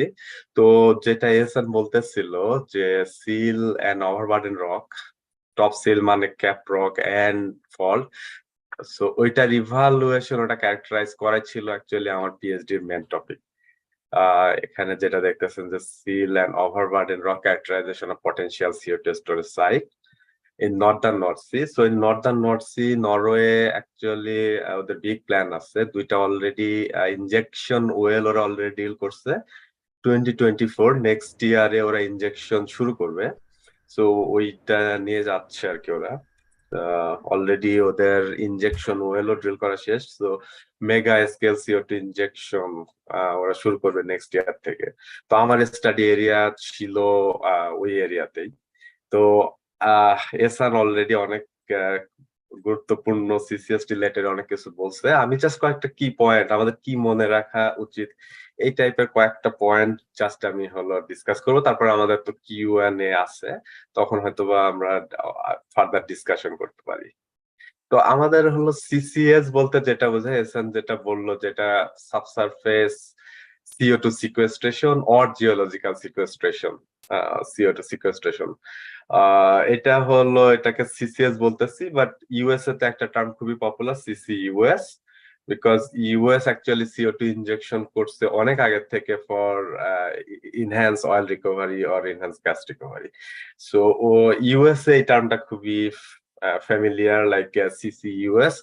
রেস্ট অফ দ্য ওয়ার্ল্ড ওরা অ্যাকচুয়ালি ফোকাস করতেছে স্যালাইন অ্যাকুইফারে যখন আমি CO2 টা ইনজেক্ট করবো ডিপ, তখন ওটাকে সিম্পলি সিসিএস বলতেছি, কারণ এখানে কোনো ইউআর আপনার রিলেটেড না। সো আমাদের কিছু কি কোশ্চেন্স আমাদের হয়তো নতুন যখন আমরা শুনতেছি সিসিএস টার্মটা, যে আমরা কিভাবে আন্ডারগ্রাউন্ডে CO2 স্টোর করব বা জিওলজিক্যাল কন্ট্রোল, কিছু অ্যান্সার অলরেডি আপনারা পেয়ে গেছেন এসানের প্রেজেন্টেশন থেকে। বাট এগুলাই কিছু কি কোশ্চেন্স যখন আমরা সিসিএস টার্মটা শুনি, যে এগুলাই আমাদের মাথায় আসে, যে ওকে আমরা আমাদের জিওলজিক্যাল কন্ট্রোল গুলা কি কি, বা as SN said like CO2 is reactive, so এটার ফিজিওকেমিক্যাল বা কেমিক্যাল প্রসেস কি ইনভলভ যখন আমরা ইনজেক্ট করব, তারপরে কি হবে অ্যাকচুয়ালি আমরা ইনজেকশনের পরে, let's say 100 years or 500 years, how long এই CO2 ওখানে আন্ডারগ্রাউন্ডে থাকবে, এটাও একটা কোশ্চেন। তারপরে যদি কোনো লিক হয় এটার কনসিকুয়েন্স কি হবে, এগুলাই কিছু কি কোশ্চেন্স। অলরেডি এসআর প্রেজেন্টেশন থেকে আমরা অনেকগুলাই জানছি আমরা, বাট আমি এখানে অ্যাকচুয়ালি প্রত্যেকটা কোশ্চেনেরই অ্যান্সার করার চেষ্টা করব না, বাট আপনার যদি কারোর হয় ইন্টারেস্ট হয়, আমরা ইন লাইক অফলাইন আমরা করতে পারি, বিকজ আমাদের আজকে টাইম শর্ট, অলরেডি অনেক টাইম চলে গেছে। সো আমি আমার কয়েকটা স্লাইডে আমি জাস্ট কুইকলি কিছু কি পয়েন্টস ডিসকাস করব। ওয়ান ইজ, ওকে, এটা অলরেডি আপনারা জানেন যে কোথায় কোথায় আমরা ইনজেক্ট করতে পারি। So now actually globally only saline aquifer, depleted oil and gas reservoir, এই দুইটা টার্গেট করেই আগাচ্ছে। বাট আমাদের আরো যে অপশন গুলো আছে ইনজেকশনে, যেমন ডিপ আনমাইনেবল কোল সিমস, তারপরে যেটা সিসিইউএস বললাম সেটা ইউএসএ অনেক আগে থেকেই করে। বাট আদার অপশন যেমন হলো আমাদের গ্যাস রিজার্ভ করে রাখার জন্য salt cavern one of the option হতে পারে আমাদের, বা অয়েল শেল অর ব্যাসাল্ট, এগুলা নিয়েও রিসার্চ হচ্ছে। বাট নেক্সট কাপল অফ ইয়ার্সে আপনার যে বিগ ফিল্ড যে ইনজেকশন সাইট গুলো অ্যাকচুয়ালি হবে, সেগুলো বেশিরভাগই হলো স্যালাইন অ্যাকুইফার এবং depleted oil and gas globally. তো একটা জিনিস আমাদের খুবই ইম্পর্টেন্ট, CO2 ফেজ ডায়াগ্রামটা, বিকজ এটা হলো প্রেসার টেম্পারেচার কার্ভ। সো আমরা যদি ক্রিটিক্যাল পয়েন্টটা পার হই, like 7.38 degree megapascal and 31.8 degree Celsius, তখন CO2 একটা সুপার ক্রিটিক্যাল স্টেজে চলে আসে। সুপার ক্রিটিক্যাল স্টেজ হইতেছে আপনার density like a liquid but viscosity like a gas. So আপনি যদি এই ডেপথের সাথে আমরা যদি সুপার ক্রিটিক্যাল টাইমটা দেখি, এটা হলো কাইন্ড অফ 800 মিটার, যখন আমরা এই স্টেজে আসি আর কি, 31.8 ডিগ্রি সেলসিয়াস এবং 7.38 মেগাপাস্কাল। সো আপনার হলো ডেনসিটি চেঞ্জটা দেখতেছেন এই কার্ভ, প্লাস ভলিউম। সো যদি সারফেসে একটা CO2 100 ইউনিট হয়, সেটা হলে 800 মিটারের নিচে গেলে এটা 0.32 ভলিউম শ্রিঙ্ক হবে। তো আমরা হলো এই জন্য একটা কি ডেপথ হচ্ছে 800 মিটার, আমরা CO2 ইনজেক্ট করতে চাই সুপার ক্রিটিক্যাল স্টেজে, so that we need less volume to inject. So এই জন্য এই 800 মিটারটা একটা critical term for CO2 injection project, because আমরা এর উপরে করতে চাই না, because at gaseous phase, and in gaseous phase we need more area or more volume to inject same amount of CO2. তো আমরা যদি হলো এই ফেজ ডায়াগ্রামটা দেখি, কিছু প্রজেক্ট যেগুলো এখন অলরেডি আপনার ইনজেকশন হচ্ছে, যেমন নরওয়ের আছে Snohvit and Sleipner, In Salah in Algeria, then Ottawa I think in Australia, and Kettgin জার্মানিতে। সো এখানে আপনারা দেখতেছেন wellhead condition pressure, downhole condition pressure and reservoir condition pressure. So except Kettgin reservoir condition pressure দেখতেছেন সবগুলো super critical. This area এটা হলো আপনার super critical zone. So এটা হলো একটা মেইন টার্গেট যে আমি CO2 যখনই ইনজেক্ট করার কথা ভাবতেছি আমাকে চিন্তা করতে হবে যে এই টেম্পারেচার এন্ড প্রেসারের ভিতরে যাতে আমার থাকে আমার সাবসারফেস কন্ডিশনটা। আরেকটা জিনিস ইম্পর্টেন্ট হলো বেসিনের geothermal gradient, because CO2 is very sensitive to temperature like CO2 density. So আমার যদি একটা হট বেসিন ভার্সেস একটা কোল্ড বেসিন হয়, আপনারা দেখেন যে ওই 800 মিটার যদি আমি চিন্তা করি, যেই ডেপথটার কথা বললাম, হট বেসিন ভার্সেস কোল্ড বেসিনে আমার density significance difference 300 KG per metre cube versus 750। So আমার thermal gradient is also very important. Cold basin is better then actually hot basin. So এগুলা হলো অ্যাকচুয়ালি আমাদের জানতে হবে বেসিন সম্পর্কে, যেটা এসান বলতেছিল যে বেসিনের সম্পর্কে অনেক কিছু জানতে হবে। আর 800 মিটারটা একটা হলো কি factor because of this super critical phase. তো ট্র্যাপিং আমরা CO2 ইনজেক্ট করব, তো আমাদের CO2 ট্র্যাপিং মেকানিজম গুলো আসলে কি কি? সো CO2 যখন আমরা ইনজেক্ট করব তখন এটা হলো এই কার্ভটা যদি আমরা দেখি, ফ্র্যাকশন অফ CO2 আর হলো ইয়ার্স। তো আমরা এখানে দেওয়া আছে রেড লাইনটা দেখতেছেন, এটা হলো injection period. Like let's say আমরা 20 বছর ধরে CO2 ইনজেক্ট করব একটা সাইটে। তো প্রথমে যেটা সেটা হলো এই ইয়েলো পার্টটা, এটা হলো actually physical trapping. Physical trapping is exactly same like oil and gas. So initial stage most of the trapping mechanism are related to physical trapping like a structural and stratigraphic or hydrodynamic or residual of CO2, যেটা হলো আমাদের oil and গ্যাসের রেসিডিউল থাকে যখন ওরা migrate করে। তো same exactly same like CO2, but with time যেটা এসান বলতেছিল যে CO2 is more reactive than methane for example. So CO2 আপনার হলো মিনারেলের সাথে রিঅ্যাক্ট করে মিনারেলাইজেশন হতে পারে, যেটা হলে যে মিনারেল ফেজ কার্বনেট ফর্ম করতে পারে। ডিসলভ ব্রাইনের সাথে ডিসলভ হয়ে ডিসলিউশন ফেজে থাকতে পারে এটা। অথবা যদি আমাদের CO2টা লেটস সে আপনার ক্যাপ্রক ফেল করলো, ফল্ট রিঅ্যাক্টিভেট হয়ে গেল, যেটা খুবই একটা টার্ম ইউএসএ তে আছে যেটা সাইসমিসিটি, শেল ফ্র্যাকিং এর সাথে রিলেটেড। তো CO2 এর ক্ষেত্রে এক্স্যাক্টলি সেম, লাইক আমরাও শেল ফ্র্যাকিং এ আমরাও ইনজেক্ট করতেছি, এখানেও ইনজেক্ট করতেছি। সো আমাদের পসিবিলিটি আছে সাইসমিসিটির, এবং সাইসমিসিটির জন্য আমাদের ফল্ট রিঅ্যাক্টিভেশনের পসিবিলিটি আছে। সো ফল্ট রিঅ্যাক্টিভেট হয়ে যদি আমি চিন্তা করি যে আমার এটা হলো প্রাইমারি ক্যাপ্রক যেটা সেটা ফেল করছে, সো আমাদের এটাও অ্যানালাইজ করতে হবে ওভারবার্ডেনে আমাদের কোনো সেকেন্ডারি সিল আছে কিনা। সো এটাও একটা হতে পারে যে প্রাইমারি ফেইলার হওয়ার পরে with time, like we are talking about like 100 to 1000 years later after injection, যেটা হলো মাইগ্রেট করে আপওয়ার্ডে গিয়ে সেকেন্ডারি কোনো ট্র্যাপিং এ পরে সেকেন্ডারি ট্র্যাপিং হয়েছে। সো এটা হলো overall CO2 trapping mechanism, mainly physical in the initial phase and later it's geochemical and dissolution and also precipitation. So এটা যদি আমরা একটা ইনজেকশন সাইট, রিয়েল ইনজেকশন সাইটে দেখি যে এটা হলো রিজার্ভার, আমাদের ইম্পারমিয়েবল ক্যাপ্রক আছে, আমরা ইনজেক্ট করতেছি এখানে, তো কি কি ফোর্স এখানে কাজ করে, যেটা বলতেছিলাম যে CO2 plume will migrate upward, এটা হলো অ্যাকচুয়ালি গ্রেডিয়েন্ট এন্ড বায়োন্সি ফোর্সের উপর ডিপেন্ড করতেছে। রেসিডুয়াল ট্র্যাপিংটা ক্যাপিলারি ট্র্যাপিং, সো আমাদের কিছু কিছু CO2 এখানে রেসিডুয়ালি আটকায় যাবে, যেটা নরমালি অয়েল এন্ড গ্যাসের ক্ষেত্রেও আমরা এটা দেখি। তারপরে আপনার এখানে যেখানে হলো ওয়াটার আর CO2 ফেজ, ইন বিটুইন আমাদের কিছু ডিসলিউশন ফেজ থাকবে, যেটা ডিসলভ হয়ে যাবে ব্রাইনের সাথে।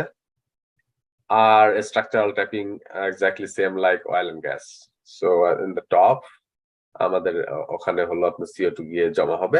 বাট প্রবলেম হচ্ছে যে এখানে যেহেতু আমরা অ্যাডিশনাল স্ট্রেস আমরা দিয়ে এটাকে ফোর্স করে এখানে দিচ্ছি, সো এখানে আপনার হলো এই স্ট্রাকচারাল ট্র্যাপিং এর রিকোয়েস্টে আমাদের প্রেসার চেঞ্জ হবে, স্ট্রেস স্ট্রেস চেঞ্জ হবে। সো এই স্ট্রেস আমাদের এই ইম্পারমিয়েবল লেয়ার নিতে পারবে কিনা, এটাই হলো দেখা আমাদের মডেলিং করে, যেটা এসান দেখাচ্ছিল। সো আমার কি পরিমাণ এই ইম্পারমিয়েবল সিলটা কি পরিমাণ স্ট্রেস নিতে পারবে, সেটাই হলো আপনার টেস্ট করা আর কি। সো ওইটাই আমি হলো করেছিলাম। এটা হলো আমার পিএইচডির মেইন বলতে পারেন স্লাইড, যেখানে হলো input for numerical simulation. So এখানে আউটক্রপ অ্যানালগ আমরা ইউজ করতে পারি, well log, seismic interpretation for structural stratigraphic mapping, rock property লাগবে আমাদের মডেলে। সো রক প্রপার্টি ইভালুয়েশনে আমাদের laboratory estimation, petrophysics, petrography, rock physics, we use seismic inversion as well. And stress field and pore pressure is very important. So LOT, XLOT, wall stress map, এই জাতীয় data থেকে আমরা হলো stress field ও এলাকার stress field and পোর প্রেসারও আমরা পেতে পারি অ্যাকুয়াট reservoir pressure থেকে। তো এই যখন আমাদের সবগুলো রেডি, তখন আমরা হলো numerical simulation, coupling with fluid flow and mechanical, এই সিমুলেশন করে আমরা বিভিন্ন ক্রাইটেরিয়া সেট করে আমরা দেখতে পারি যে আমাদের ওই সাইটের জন্য specially optimum capacity, optimum injectivity rate and surface deformation কি হবে, যে আমার যে সাইসমিসিটি হবে ওই সাইসমিসিটির কারণে আমাদের সাবসিডেন্স বা আপলিফমেন্টের কোনো কিছু চান্স আছে কিনা। সো এটাই অ্যাকচুয়ালি আমার মেইন পিএইচডির ছিল আর কি। এটা একটা পেপার সাবমিটেড, এটা এখনো পাবলিশ হয়নি। সো আমি জাস্ট একটা এক্সাম্পল দিয়ে শেষ করব যে ওয়েল আমরা তো ইনজেক্ট করতে পারি, বাট অ্যাকচুয়ালি কি কোনো এক্সাম্পল আছে কিনা। সো স্নাইপনার, এটা হলো নর্থ সির একটা ইনজেকশন কেস, এরা হলো মোর দেন 25 ইয়ার্স ওরা ইনজেক্ট করতেছে। এই স্কিমেটিকটাতে যদি দেখেন, ওরা হলো অ্যাকচুয়ালি প্রডিউস করতেছে ফার্দার ডিপার রিজার্ভার থেকে, আর CO2 ইনজেক্ট করছে হলো আপনার এই উৎসিরা ফরমেশন যেটা দেখতেছেন, এটা খুবই good quality sand, plus almost like 30% porosity এই স্যান্ডের। তো ওরা যেখানে ইনজেক্ট করছে ওটা হলো এই পয়েন্টে, সেম জাস্ট ওরা একটা ওয়েল ড্রিল করে এখানে ইনজেক্ট করছে, বাট এই সেম প্ল্যাটফর্ম থেকে ওরা কিন্তু প্রোডাকশন করতেছে ফার্দার ডিপ থেকে। আর এটা হলো আপনার নরওয়ে, এটা স্কটল্যান্ড, ওই সাইটটার লোকেশন হলো নরওয়েজিয়ান নর্থ সি, এটা হলো নর্থ সি এরিয়া। তো ওরা অ্যাকচুয়ালি ইনজেকশন শুরু করছে 1996 এ, যেটা আমি বললাম যে মোর দেন 25 ইয়ার্স ওদের এক্সপেরিয়েন্স ইনজেকশনে। ইনজেকশন ডেপথ হলো 930 মিটার, যেটা বলছিলাম আমি যে 800 মিটারের নিচে হওয়াটা আইডিয়াল। আর এই রিজার্ভার হলো very good quality Utsira sand, and এই ওপরের হোল সেকশনটাই বললেন নুডল্যান্ড গ্রুপ, এটা হলো ওদের ক্যাপরা। এবং এখনো পর্যন্ত কোনো লিকিং ওরা পায়নি। আমি জাস্ট একটা লাস্ট স্লাইড দেখাবো, যেটা হলো ওরা এখানে এক্সটেন্সিভলি আপনার মনিটরিং সার্ভে করছে। সো ওদের অনেক 4D সাইসমিক অ্যাকোয়ার করা আছে এই ফিল্ডটা। এটা হলো ওদের একটা kind of pilot test site, এর জন্য ওরা প্রচুর ডেটা কালেকশন করছে ফর মনিটরিং। সো এটা একটা এক্সাম্পল দেখতেছেন, এটা হলো বেস সার্ভে 1994, বিফোর ইনজেকশন 1996। এটা হলো ইনজেকশন ওয়েলটা। আর আপনারা তো কার্যার তো দেখতে পাচ্ছেন মনে হয় আমার। সো এই লেয়ারটাই হইতেছে ওদের রিজার্ভারটা, বাট এখানে একটা 5 মিটার থিন শেল আছে, তার উপরে আবার একটা স্যান্ডউইচ আছে, এই উপরে টপ স্যান্ডউইচ যেটা দেখতেছি আমরা। তো ওরা যখন ইনজেকশন করছে 1996 থেকে, এটা হলো difference between 2010 seismic survey minus base survey. So যেই হাই অ্যাম্পলিটিউড দেখতেছেন, এটা অ্যাকচুয়ালি CO2 প্লুম। সো ওরা ইনজেক্ট করছে এই লোকেশনে, ইনজেক্ট করার পরে এটা যখন উপরে মাইগ্রেট করা শুরু করছে, আপনার স্যান্ড আর শেলের যে লেয়ার গুলো আছে ওরা ইন্ডিভিজুয়াল কাইন্ড অফ লেয়ার হিসাবে 9টা লেয়ার এখানে মার্ক করছে। সো ইন্ডিভিজুয়াল লেয়ার হিসাবে কাজ করছে স্যান্ড আর শেল লেয়ার গুলো। বাট ওরা রিটেন করেনি, ব্রেক হয়ে অলরেডি ওপরে এসে যে নাম্বার 9 যে লেয়ারটা, এটা হলো টপ স্যান্ডউইচ, এই পর্যন্ত অলরেডি চলে আসে 2010 এ। এবং এই ডিফারেন্সের যে অ্যামপ্লিটিউড গুলা, এগুলো actually CO2 plum. So monitoring is also very important. So এটা হলো আমরা এই যে টপ 9 যে লেয়ারটা, এই লেয়ারটা দেখতেছি। 1996 এ ওরা যখন ইনজেক্ট করছে তখন অ্যাকচুয়ালি লেয়ারে আসেনি আপনার CO2। So within 3 years CO2 migrate from this location to this top number 9। তারপরে আপনারা দেখতেছেন যে প্লুম কিভাবে উইদিন নাম্বার 9 আপনার মাইগ্রেট করতেছে। এটা হলো ডিপেন্ড করতেছে যে আমাদের ওই প্যালিও জিও এনভায়রনমেন্টের উপরে। সো প্যালিও জিও এনভায়রনমেন্টের এটা হলো একটা চ্যানেল অ্যাকচুয়ালি। তো চ্যানেল গুলো আগে ফিল হচ্ছে। তো এইটা দেখানোর আমার মেন কারণ হচ্ছে যে আমাদের CO2 জাস্ট স্যান্ড আছে আর আমরা ইনজেক্ট করে দিলাম, অ্যাকচুয়ালি ব্যাপারটা তা না। আমাদের জিওলজিও খুবই ভালোভাবে জানতে হবে, আমাদের স্যান্ডের ডিস্ট্রিবিউশন জানতে হবে, so that we know like CO2 plume will actually migrate this good quality sands, not other parts. So এটা এটা হলো এদের আরেকটা এক্সাম্পল আছে, যে আমি এই স্লাইডটা এখানে অ্যাড করি নাই। ওরা মিস ক্যালকুলেশন করছিল, স্নোবিট নামে আরেকটা CO2 ইনজেকশন আছে। তো ওখানে ওরা চিন্তা করছিল যেভাবে CO2 প্লুমটা মাইগ্রেট করবে, অ্যাকচুয়ালি করেনি। পরে ওরা ওইটা বাদ দিয়ে আরেকটা ওয়েল ড্রিল করে পরে আবার ইনজেকশন করছে। সো এটা very important before any injection, not only that model, very important to know the geology, sand and shale distribution on that area. So আমাদের বেসিনে, আমরা যদি বেঙ্গল বেসিনের কথা চিন্তা করি, আমাদের অফশোরে আমরা ইনজেকশনের প্ল্যান করি আর না করি, আমাদের অ্যাকচুয়ালি ওটার জিওলজি জানতে হবে, আমাদের স্যান্ড শেলের ডিস্ট্রিবিউশন জানতে হবে। Definitely we need a good caprock, এবং ফল্টের অ্যালাইনমেন্ট গুলো আমাদেরকে খুব ভালোভাবে জানতে হবে before an injection, so that later আমাদের কোনো প্রবলেম না হয় যে এটা মাইগ্রেট করে সারফেসে চলে আসছে, এরকম যাতে না হয়। আমার স্লাইড এটাই শেষ। তো আমরা we can discuss question and answer, আপনাদের যদি কোনো কোশ্চেন থাকে। আমার আরো অনেক স্লাইড আছে, বাট এখানে টাইম স্বল্পতার কারণে আমি দেখাতে পারলাম না। Thank you. ধন্যবাদ জামিল আর এহসান, আপনারা যে মনোগ্রাহী এবং নতুন সায়েন্টিফিক ফিনোমেনা নিয়ে আলোচনা করলেন, আসলে আমরা খুব সমৃদ্ধ হলাম। তো আমি এর মধ্যে একটু আপনাদেরকে জানাই, অবগত করছি, আমাদেরই এই টিমের একজন বন্ধু মনোয়ার, ও জয়েন করেছে। মইনুল ভাইয়ের ছোট ভাই মফিদুল হক, উনিও লিঙ্কড হয়েছেন, এবং আরেক মেয়ে অরিন, যিনি লন্ডন থাকেন, তিনিও আমাদের এই আজকে ডিসকাশনে লিঙ্কড হয়েছেন ইতিমধ্যেই। তো আপনারা ইতিমধ্যেই, আমি যে চ্যাট বক্সে অনেকেই বেশ কিছু প্রশ্ন করেছেন, এর বাইরেও আমাদের অনেক সিনিয়র ভাই আছেন, তারা দেশে বিদেশে অপেক্ষা করছেন। এই উত্তরগুলি, প্রশ্ন উত্তর এইগুলো দেওয়ার পর আশা করি আমাদের আজকে দুজনেই আমাদের বদরুল ভাইয়ের ছাত্র, আমরা বদরুল ভাইয়ের থেকে কিছু একটা বক্তব্য আশা করব। তো আমি অনুরোধ করছি এহসান ইয়েকে, তো আপনারা আপনাদের ইয়েগুলো, যে প্রশ্নগুলো ইতিমধ্যে এসেছে চ্যাট বক্সে, সেগুলো একটু দেখেন। এর বাইরেও অনেকে ওপেন প্রশ্ন করতে পারেন, এগুলো শেষ হলে আপনারা আশা করি উত্তর দেবেন। ধন্যবাদ। জি স্যার, থ্যাংক ইউ স্যার। আমি আসলে কয়েকটা কোয়েশ্চেন দেখতে পাচ্ছি, প্রবলি ডক্টর জামিল ভাই এবং আমরা কম্বাইন্ড অ্যান্সার দেওয়ার চেষ্টা করব। সো আমি কয়েকটা কোশ্চেন চ্যাট বক্সে পাচ্ছি।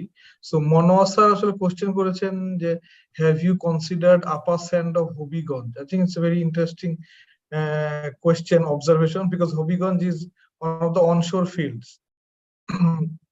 So জামিল ভাই, আপনি কিছু বলতে চান? ওয়েল, অনশোর আমাদের যেহেতু হলো, যেটা বলতেছিলাম যে সাইসমিসিটির রিস্ক আছে, এবং আমাদের ক্যাপ্রক ব্রেক হয়ে এটা আপনার ওপরে আসার চান্স আছে CO2 প্লিউমটা। আর আমাদের খুবই ঘনবসতিপূর্ণ একটা দেশ, সো যদি CO2টা অ্যাকুইফারের সাথে মিক্স হয় ইন কেস, সো এই জন্য মানে আমাদের হলো মেইন ফোকাস ছিল অফশোর, এন্ড অলসো এটা হলো পিপল এরও আপনার কনসেন্টেরও ব্যাপার আছে, যে আমি আমার এরিয়াতে, যেমন এটা ইউরোপে একটা বিগ একটা ইস্যু অ্যাকচুয়ালি, যে অনশোরে তারা CO2 করতে দিতে চায় কিনা, মানুষ কি চায়। সো মানুষ তো হলো যারা জানে না যে এটা টেকনিক্যালি কতটা সাউন্ড, যে তারা হয়তো বা এটা অপোজ করতে পারে। সো অনশোরে এই রিস্কটা হায়ার দেন টেকনিক্যাল রিস্ক, যে আমি আমার বাসার পাশে কি আমি CO2 ইনজেক্ট করতে দিব কি দিব না, বিকজ উই ডোন্ট নো যে কি হবে in future, but as a technical person we know it will stay there for a long time of period. So এইটা হলো একটা বড় ইস্যু অনশোরের ক্ষেত্রে, যে ওই এরিয়ার মানুষ কি চায়, ওই এরিয়ার মানুষকে এটা হলো এগ্রি করবে এটা ইনজেক্ট করতে দিতে, কোনো একটা জিনিস আমি ইনজেক্ট করতেছি। সো এটা একটা হলো বিগ ইস্যু। এটা নিয়েও অ্যাকচুয়ালি রিসার্চ আমি জানি হয় ইউরোপে, যে মানুষ কি চাচ্ছে। যেমন ফর এক্সাম্পল আমি হলো যদি কম্পেয়ার করি, যে জার্মানরা অ্যাকচুয়ালি চায় না CO2 ইনজেক্ট করতে কম্পেয়ার টু Norwegianরা aligned with that thing, like, well, we should inject CO2, but German পিপলরা অ্যাকচুয়ালি এটা চায় না, এই জন্য জার্মানি একটু পিছায় আছে আপনার CO2 ইনজেকশনের দিক দিয়ে। তো এই জন্য অনশোরে আপনার এটা একটু নট রিস্কি টেকনিক্যালি, বাট আমাদের যদি অফশোরে অপশন থাকে তাহলে হয়তোবা এটা বেটার হলো অফশোরে করা দেন অনশোর, কনসিডারিং আমাদের ঘনবসতিপূর্ণ দেশ, এটাও কনসিডার নিব। Right, I totally agree with Jamil bhai on this. Technically, like for upper sand, Hobiganje upper sand এর উপর যদি টপ সিল থাকে এবং যদি বটম সিলও থাকে, then technically it should not be a problem. And also the distribution in space is also important, like 3-dimensionally কতটুকু distributed. And then as I said, মানে আমরা যে কনভেনশনাল ভলিউম অ্যানালাইসিস করি সেইটা থেকে আমাদের একটা অলরেডি আইডিয়াই আছে, যদি এটা ডিপ্লিটেড অল জোন হয় যে কতটুকু ভলিউম আসলে। সো আমরা ওইখান থেকে CO2 ভলিউম কতটুকু আমি পাম্প করব সেটাও আসলে বের করা যায়। তারপরে হচ্ছে আরেকটা অ্যাডিশনাল কস্ট চলে আসে, হুইচ ইজ 4-dimensional seismic, যেটা জামিল ভাই দেখাইলেন, যে তারপর আসলে ইন নেক্সট ফিউ ইয়ার্স একটু অবজার্ভ করা যে আসলে বিহেভিয়ারটা কি। সো টেকনিক্যালি অনশোরে প্রবলেম নাই, but yes across many different continents I think অফশোরে যেহেতু যদিও বাংলাদেশের অফশোরে অত বেশি ফ্যাসিলিটিস নাই, বাট অন্যান্য দেশগুলোতে অফশোরে তো প্রচুর facilities, like oil or gas. তো তারা আসলে অফশোরটা প্রিফার করে এবং হিউম্যান মানে পপুলেশন থেকেও দূরে থাকা যায়, এবং technically it's very good, I mean it's pretty sound. So I think that probably is how we can think about it. Doctor Aminul Islam sir প্রশ্ন করেছেন, স্যার প্রশ্নটাও আসলে খুবই ইম্পর্টেন্ট, লাইক বাংলাদেশ রেডি কিনা, এটা একটা কোশ্চেন। আর একটা হচ্ছে ডিপ্লিটেড জোনে যদি আমরা করতে যাই তাহলে আমি কি ওয়েট করব কিনা ডিপ্লিট হওয়ার জন্য, আর কতটুকু ভলিউম আমরা ইনজেক্ট করতে পারি। সো এই ক্ষেত্রে আমি একটা অ্যান্সার দিতে পারি পার্টলি, যে at this point of time probably we are starting, but we have to start somewhere. So that's why আমরা আসলে এই জিনিসটা চিন্তা করতেছিলাম, যদিও আমাদের ওইরকম ক্ষমতা নাই, like we are very small geologist, but আমরা ভাবতেছিলাম আমাদের কোলাবোরেশনে লাইক উইথ জামিল ভাই এন্ড সাম আদার্স, যে যেহেতু আমরা অলরেডি কাজ, যেমন জামিল ভাই নরওয়েতে কাজ করছেন, আমি মালয়েশিয়ার জন্য কাজ করছি, then why can't we use this and with the help of the seniors to implement in say for example offshore Bangladesh. It's not that we are not saying we inject start direct away, we need to do the R&D and feasibility. That's why Shanggu is one of the field that we chose to analyze. We are not saying anything like yes or no, that yes Shangutei korte hobe, but this is one of the prospective points where we can actually do this if we are thinking about offshore. তারপর হচ্ছে ভলিউমটা, I think it can be big, in terms of hundreds of thousands of metric tons of carbon dioxide inject করা যায়। মালয়েশিয়াতে কাওয়াসারি ফিল্ডে হচ্ছে প্রায় 500 million metric ton CO2 তারা ইনজেক্ট করার plan, already started injecting, so massive amount. So মালয়েশিয়ার হিসাবটা আমি যেটা দেখলাম যে 2035 সালে মালয়েশিয়া নেট জিরো এমিশনে পৌঁছা যাবে, মানে তারা যেই রেটে ইনজেকশন করা শুরু করছে, which is very impressive. Because Malaysia started very late, like I think 2009-10, and they also took the inspiration from Japan and Norway. So I think it's a very exciting thing. ওইখান থেকে আসলে আমাদের বাংলাদেশের চিন্তাটা আসে যে যদিও এটা আসলে ডিরেক্টলি প্রবাবলি কোনো ইকোনমিক বেনিফিট দেয় না, apart from introducing carbon credits or concepts like this, but in terms of showing our contribution to the world, for reducing carbon dioxide, I think it's a good thing. And এটার কিছু পরবর্তীতে হয়তো কিছু economic বেনিফিটও draw করা যেতে পারে। So Aminul sir কোশ্চেনের answer পুরোপুরি হচ্ছে কিনা জানি না, মানে this what we are thinking. Abdul Samad Azad ভাই একটা কোশ্চেন করছেন, উনি সাঙ্গু নিয়েই মনে হয় কোশ্চেনটা করছেন যে ফিজিবিলিটি আছে কিনা, probably they are not really sure যে এভিডেন্স গুলো আছে। সো এটা জামিল ভাই কিছু বলতে চান, কারণ আমরা তো এটা নিয়ে এক পেপার সাবমিট করছি। ওইটাতে অ্যাকচুয়ালি পেপারটাতে জাস্ট হলো আমরা অ্যাড্রেস করছি যে এটা একটা পসিবল অপরচুনিটি আমাদের জন্য। সো আমাদের অ্যাকচুয়ালি জিওলজিক্যাল ক্যারেক্টারাইজেশন এবং এই টেকনিক্যাল ফিজিবিলিটি স্টাডি গুলা করতে হবে, আমরা এখনো করি নাই, বাট একটা শর্ট পেপার যে আমাদের অপরচুনিটি গুলা কি বা আমরা এটা করতে পারি এই টাইপের একটা শর্ট, এটা অ্যাকচুয়ালি ওইভাবে পেপারও না, লেটার বলা যায়, ওটা ইন রিভিউতে আছে, যে সাঙ্গুকে আপনার কনসিডারেশনে নিয়ে যে we can actually do some geological characterization work and also modeling to see how much we can inject in that Sanggu field. So এই ধরনের প্রজেক্ট অ্যাকচুয়ালি ওখানে আসতে পারে। পেপারের মেনে ছিল এটা যে আমাদের কি কি চ্যালেঞ্জ আছে, কি কি অপরচুনিটিজ আছে। So maybe next step would be যে আমরা হলো কিছু ক্যারেক্টারাইজেশন ওয়ার্ক করি সাঙ্গুর, যদি ওরকম পসিবল হয় আর কি। বাট আমি হলো আমিনুল স্যারের কোশ্চেনের একটা বলি যে স্যালাইন অ্যাকুইফারের চাইতে আপনার ডিপ্লিটেড রিজার্ভার একটু রিস্কি, বিকজ ডিপ্লিটেড রিজার্ভারে যখন আমরা হলো একটা জায়গা থেকে স্ট্রেস রিলিজ করে দিছি, তখন আপনার স্ট্রেস ফিল্ড অলরেডি চেঞ্জ হয়ে যায়। তো স্ট্রেস ফিল্ড চেঞ্জ হওয়ার ফলে আপনার ক্যাপরকে অলরেডি মেবি মাইক্রোফ্র্যাকচার অনেক কিছু জেনারেট হতে পারে, যেটা আপনার হলো স্যালাইন অ্যাকুইফারের ক্ষেত্রে নাই, ওই রিস্কটা নাই।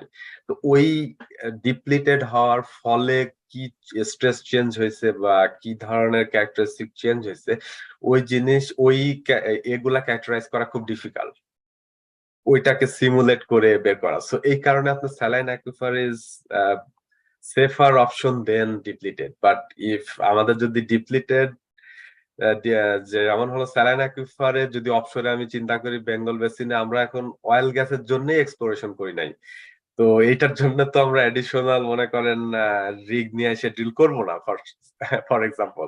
সো আমাদের জন্য একটা অপশন হতে পারে যে যেহেতু এটা একটা ডিপ্লিটেড ফিল্ড, ওইটাকে আমরা পাইলট প্রজেক্ট হিসাবে আমরা ইউজ করতে পারি কিনা। আর ওইটার লোকেশনটা আপনার মিরেশ্বরাই যে ইকোনমিক জোন হচ্ছে, প্লাস হইতেছে ওই এলাকায় অনেক ইন্ডাস্ট্রি আছে। সো এটার একটা মেইন হইতেছে যে আপনার ইন্ডাস্ট্রিয়াল ক্যাপচার, ইন্ডাস্ট্রি থেকে আপনার CO2 টা ক্যাপচার করে ইনজেক্ট করা আর কি। তো ওই এরিয়া ওই দিক থেকেও আপনার অনেক suitable, because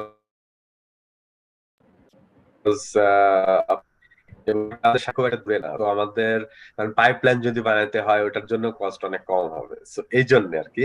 but saline aquifer is safer then depleted reservoir actually, because ডিপ্লিশনের সময় আপনার অনেক জিওমেকানিক্যাল চেঞ্জেস হয় ক্যাপ্রকে, তো ওইটা আপনার ইভালুয়েট করা অনেক ডিফিকাল্ট জাস্ট সিমুলেশন করে। ওকে, জামিলুর রহমান ইয়াসিন, আমি একটু করি, একটু কথা বলা যাবে? আমি একটু বলে নেই। আচ্ছা স্যার বলেন sir. Just shortly, first point হচ্ছে, আমার ফার্স্ট পয়েন্ট হলো যে আমি সত্যি অত্যন্ত আনন্দিত হয়েছি আজকে আমার দুই ছাত্র, ভেরি ফেভারিট স্টুডেন্টস আমার, আনন্দিত হওয়ার একটা কারণ হচ্ছে when you see your students as a teacher, আমি বলছি, when you see your student outpaced you the way they present a topic, তখন আপনার আনন্দটা খুব বেশি হয়।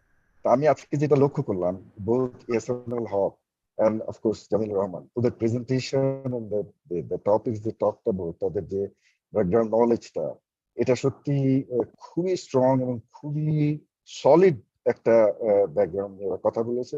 তাদের যে এক্সপ্রেশন অফ মানে এক্সপ্রেশনটা খুবই মানে টেকসই একটা এক্সপ্রেশন দিয়েছে। এটা আমার ফার্স্ট কথা, যে I really really please, I hope যে তোমরা জীবনে আরো উন্নতি করো, অবশ্যই তোমরা করবা। আমার ছোট একটা কোশ্চেন ছিল, কারণ আমি এই বিষয়ে একেবারে কিছু জানি না। আচ্ছা, আমরা বাংলাদেশের কথা যেটা বলছি, Bangladesh, why should Bangladesh get into this business? মানে এটা কি ট্রেড করার কোনো স্কোপ আছে? দ্যাট আমি ওকে আমার হিসেবে ভাড়া দিলাম, somebody wants to get this space, you can rent it, এই ধরনের কি তো হয়? মানে কোনো এক্সাম্পল আছে যে কোনো দেশ তাদের এই আন্ডারগ্রাউন্ড রিজার্ভারকে ভাড়া দিয়ে ট্রেড করতেছে?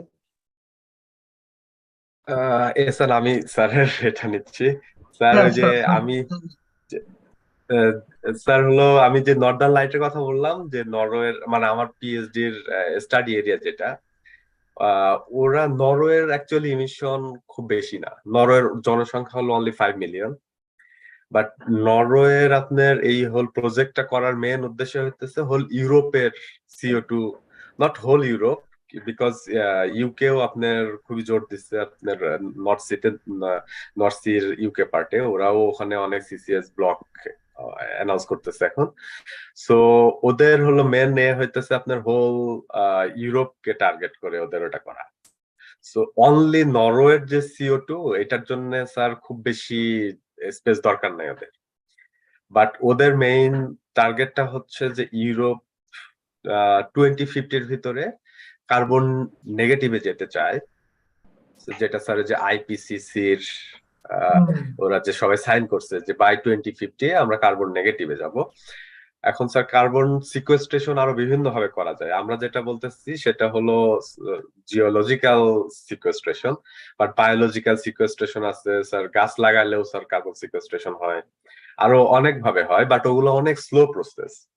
তো CCS যেটা জিওলজিক্যাল CO2 ইনজেকশন, এইটা স্যার কেন হঠাৎ করে আসছে মানে ফ্রন্টে আর কি, সেটা হলো বিকজ স্যার এটা হলো সবচেয়ে quickest way to reduce atmospheric CO2 compare to আর যে CO2 সিকোয়েস্ট্রেশন গুলো আছে। তো নরওয়ে হলো যেটা করতেছে, ওরা হলো স্যার এই ডেভেলপ যেটা অলরেডি ওরা নেক্সট ইয়ার থেকে ওরা ইনজেক্ট করবে, বাট ফার্স্ট ওরা ওদের একটা সিমেন্ট ফ্যাক্টরি CO2 কালেক্ট করবে। বাট সোফার আই নো যে ওরা অলরেডি স্যার 2-3টা আদার কোম্পানি, আই থিঙ্ক নেদারল্যান্ডের একটা, ডেনমার্কের একটা, ওদের সাথেও অলরেডি কথা বলছে। ওদের স্যার কার্বন ট্যাক্স আছে, এই কারণে ওদের কোম্পানিগুলা ওদের সাথে করা ইজি। বাট আমাদের এখানে কার্বন ট্যাক্স নাই। বাট ফিউচারে আমি যেটা স্যার ওই পেপারেও করছি যে রিজিওনাল হাব হওয়ার একটা অপশন আছে আমাদের স্যার। ইন্ডিয়া হিউজ, ইন্ডিয়ার ইন্ডাস্ট্রিয়ালাইজেশনও হবে অনেক বেশি। ওরাও স্যার ওদেরও CCS শুরু করছে। ওরা হলো, আমি জানি একটা ইউরোপিয়ান প্রজেক্টের সাথে ইন্ডিয়া এখন ইনভলভ CO2 প্রজেক্টের সাথে। সো স্যার ইন্ডিয়ার CO2 আমরা ইনজেক্ট করতে পারি। চায়না স্যার, যদি ওরা, চায়না বলছে 2060-তে ওরা কার্বন নিউট্রালিতে যাবে, এবং চায়না, US আর চায়না সবচেয়ে বেশি CO2 ইনজেক্ট করে। সো ইন ফিউচার স্যার চায়নার CO2 আমরা ইনজেক্ট করতে পারি। সো এটা স্যার আপনার যে কোশ্চেনটা ছিল যে আমরা কি অন্যের CO2 ইনজেক্ট করতে পারি কিনা, এটা স্যার মানে এটা হলো স্যার যে কান্ট্রি টু কান্ট্রি, G2G ওরা কিভাবে নেগোশিয়েট করে সেটার উপর ডিপেন্ড করতেছে, but it possible because Norway is an example sir.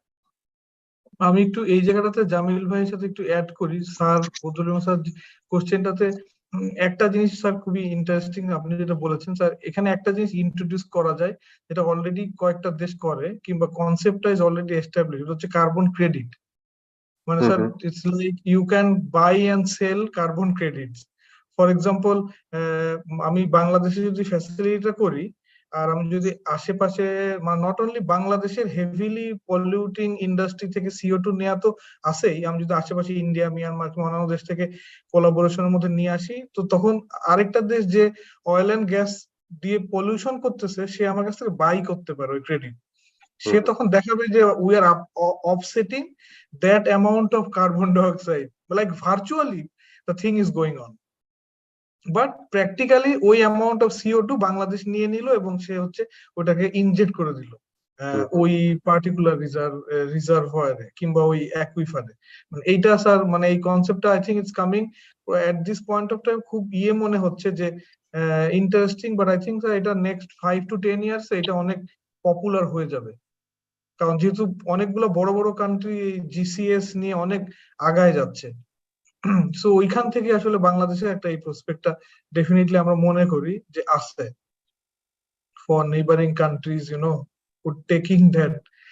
And at the in addition sir আপনাকে অনেক ধন্যবাদ, মানে we are really blessed to have you in our undergraduate years.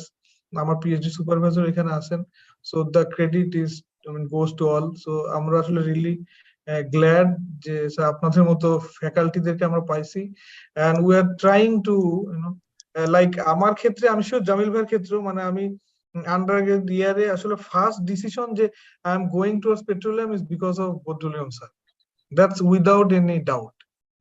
So ওই অবস্থা থেকে স্যার এখন ওটা ধরে রাখছি, মাঝখানে বিভিন্ন স্যার আপস এন্ড ডাউনস আসছে, but I kept in road যে অয়েল এন্ড গ্যাস ছাড়বো না। তো ওইখান থেকে স্যার কাজ করার ট্রাই করতেছি আমরা, এবং definitely seniors have been really amazing, এবং স্যার আপনাদের encouragement really helpful for us. Thank you Ehsan. আরো দুই আমি একটা কমেন্টস করতে চাই। তো আমি নরওয়েতে, আমি ইকুইনরে আছি। তো আমাদের কোম্পানি আসলে বেসিক্যালি জামিল যেটা দেখাইলো, স্নাইপনার এবং স্নোভিত দুইটা ইনজেক্ট করতেছে। তো বদরুলিয়াম স্যারের কথার প্রসঙ্গে আমি বলতেছি স্যার এটা সম্ভব স্যার, কারণ নরওয়ে কিন্তু স্যার এখন নর্দার্ন লাইট যেটা বললো সেখানে স্যার আমরা অলরেডি ইনজেক্ট করব, এবং এখানে আসবে স্যার সমস্ত কিছু শিপ করে, এই কার্বনটা শিপ করবে, এটাও একটা কোম্পানি করবে, এবং ওইখান থেকে শিপ করে এটাকে আবার আমাদের যে ইনজেকশন সিস্টেমে ওটাকে ডাউনলোড করে ওটা থেকে ইনজেক্ট করা হবে। তো বাংলাদেশেও সম্ভব স্যার, যদি বাংলাদেশের সমস্ত কিছু স্যুট করে, যেটা আমি বলবো যে ফিজিবিলিটি টেস্ট করা উচিত।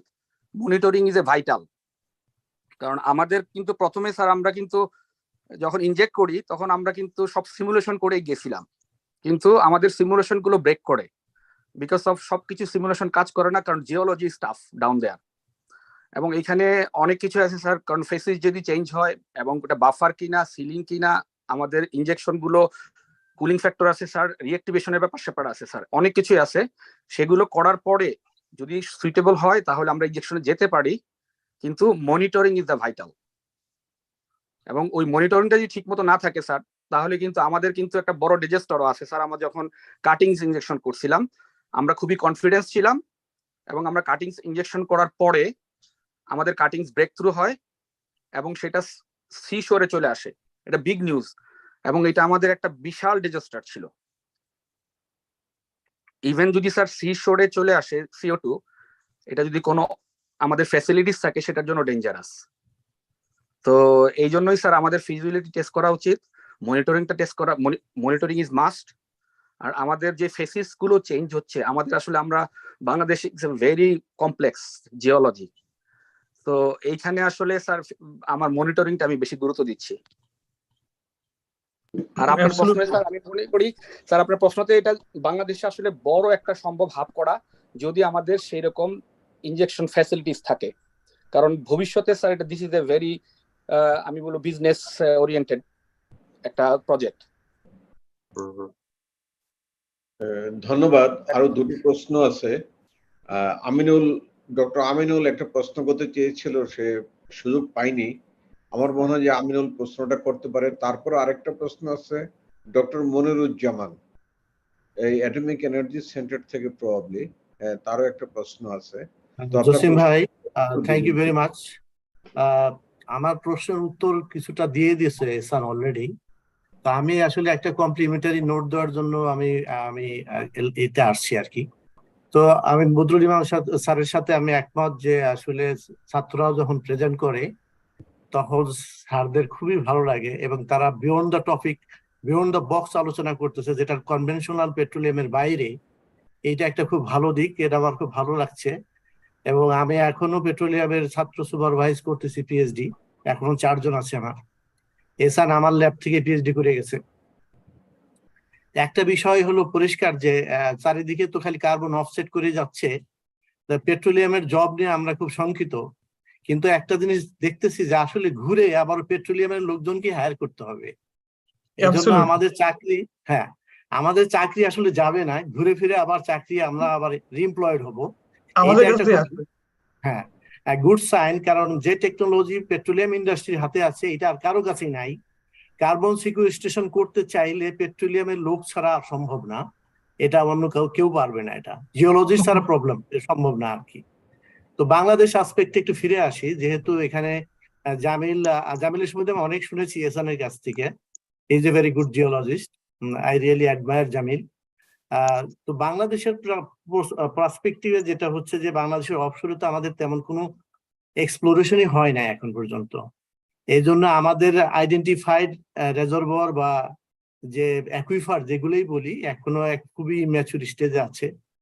ভবিষ্যতে যদি আমাদের এক্সপ্লোরেশন উইং খুব স্ট্রং হয়, অফশোর এক্সপ্লোরেশন খুব ভালো হয়, অয়েল অ্যান্ড গ্যাস আরো এক্সপ্লোরেশন হয়, তাহলে আমরা তো জানতে পারবো কোথায় আমাদের aquifer without oil and gas এবং উইথ অয়েল অ্যান্ড গ্যাস আছে। তখন আমরা এই বিষয়টাকে আনতে পারি। এখন বোধহয় খুব বেশি আর্লি মানে ইম্যাচুর স্টেজ, যেহেতু আমাদের স্কোপ খুবই লিমিটেড, কারণ আমরা এখন তো এই স্টেজে নাই আর কি। যেহেতু জামিল অলরেডি বললো যে অনশোরে করলে অনেক রিস্ক আছে, সেজন্য অফশোরে, যদিও তোমাদের এই কেসটাকে আমি খুবই অ্যাপ্রিসিয়েট করি যে কেউ না কেউ তো শুরু করতে হবে। তোমরা যে শুরু করছো এই জন্য তোমাদেরকে অনেক ধন্যবাদ, যে আমরা তোমরা অন্তত ইগনাইট করলা যে এটা করা সম্ভব। ফার্দার যদি স্কোপ ডেভেলপ করে তখন আস্তে আস্তে দেখে এক্সপান্ড করা যাবে। এন্ড এটা আর একটা ভালো খবর যে কার্বন ক্রেডিটের যে অপশনটা এখন চালু হয়ে গেছে, এই কাজটা আমরা কাজে লাগাইতে পারি আর কি। তো thank you Ehsan and thank you Jamil. Thank you sir. আমি এখন আশা করব মনিরুজ্জামানের প্রশ্ন উনি যদি থাকেন তাহলে তার প্রশ্ন উত্তর দিয়ে দেওয়ার জন্য। জি জি থ্যাংক ইউ।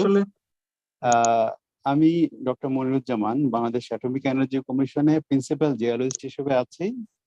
আমি আজকের মেইন প্রেজেন্টার জামিল এবং এহসান দুজনই আসলে আমার জুনিয়র, আমি 34th ব্যাচ।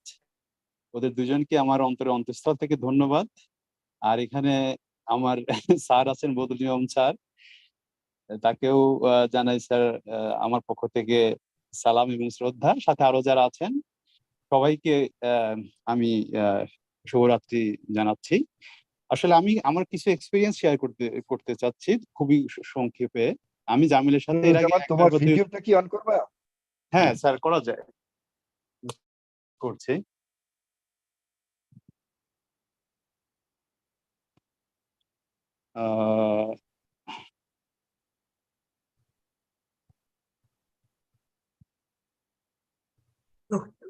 ডক্টর মনিরুজ্জামানকে আমরা এক সময় হুক করবো, এখানে ঢুকাবো।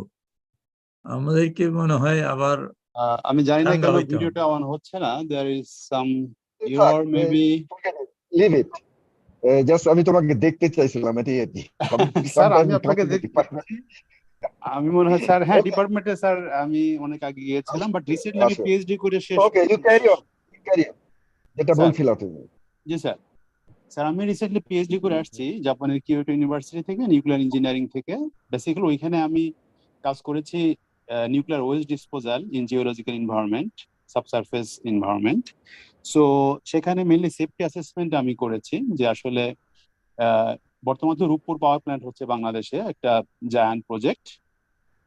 সেইখানে তো আসলে কিছু নিউক্লিয়ার ওয়েস্ট প্রডিউস করবে, for example high level waste যেটা ইনক্লুডিং স্পেন্ট নিউক্লিয়ার ফুয়েল, যেটা সেটাও এখানে প্রডিউস হবে। যদিও বাংলাদেশ সরকার এটাকে একটা এগ্রিমেন্টে গিয়েছে যে স্পেন্ট নিউক্লিয়ার ফুয়েলটা রাশিয়া টেক ব্যাক করবে, but still there will be some high level waste and low and intermediate level waste that need to be disposed in a suitable geological site within Bangladesh territory.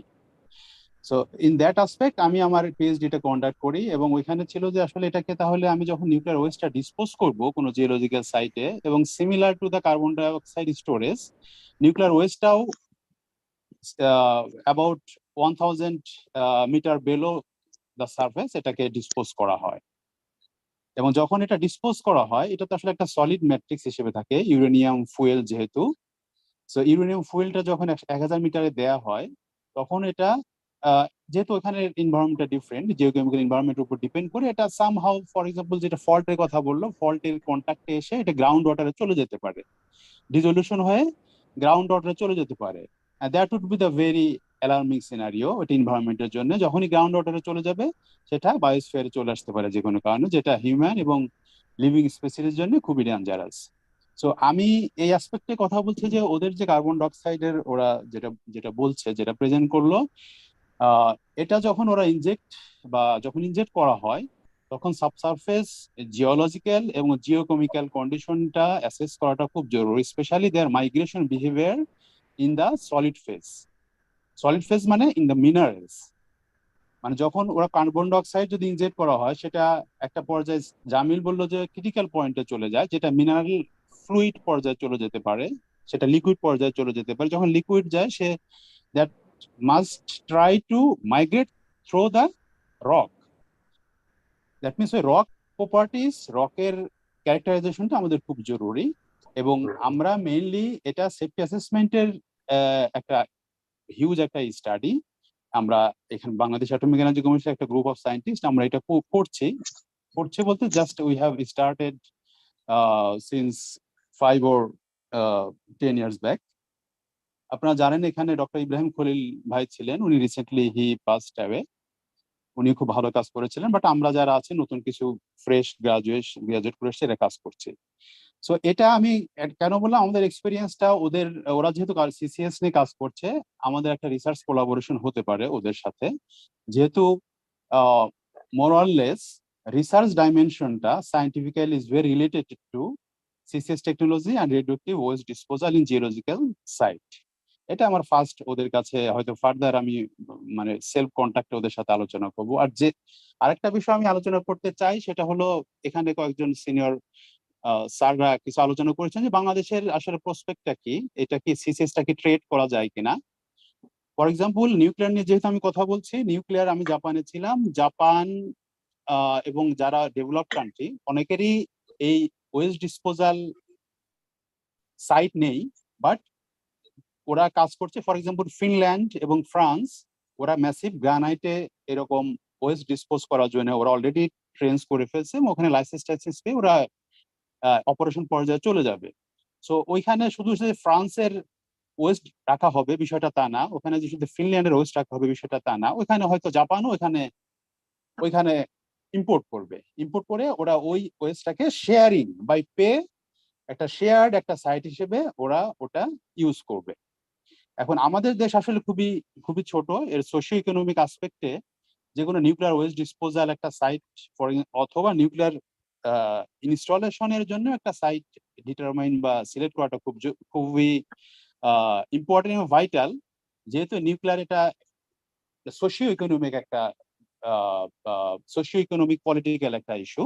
So carbon dioxide যেহেতু একটা kind of it's a pollutant similar to the nuclear waste technology, there will be some issues in implementing that kind of disposal aspect. But আমি বলি যে in ফিউচারে এটা অবশ্যই এর prospect অনেক ভালো, এবং ফর এক্সাম্পল যদি বাংলাদেশ এটাকে হয়তো ক্যাপচার নাও করে, but they can trade from other countries এবং they can use their or they can share the similar storage site. সো আমি ফাইনালি যেটা ওদেরকে বলতে চাই, জামিল এবং ইহসানকে, যে আমাদের এখানে কিছু আমরা রিসার্চ এক্সপেরিয়েন্স আছে, যেহেতু আমরা সবাই নতুন পিএইচডি করে আসছি, রিসার্চে আছি, so we can talk and we can collaborate and we can extend our research. ধন্যবাদ তোমাদেরকে। ধন্যবাদ স্যার। Thank you very much doctor Moinul. খুবই চমৎকার একটা ইয়া।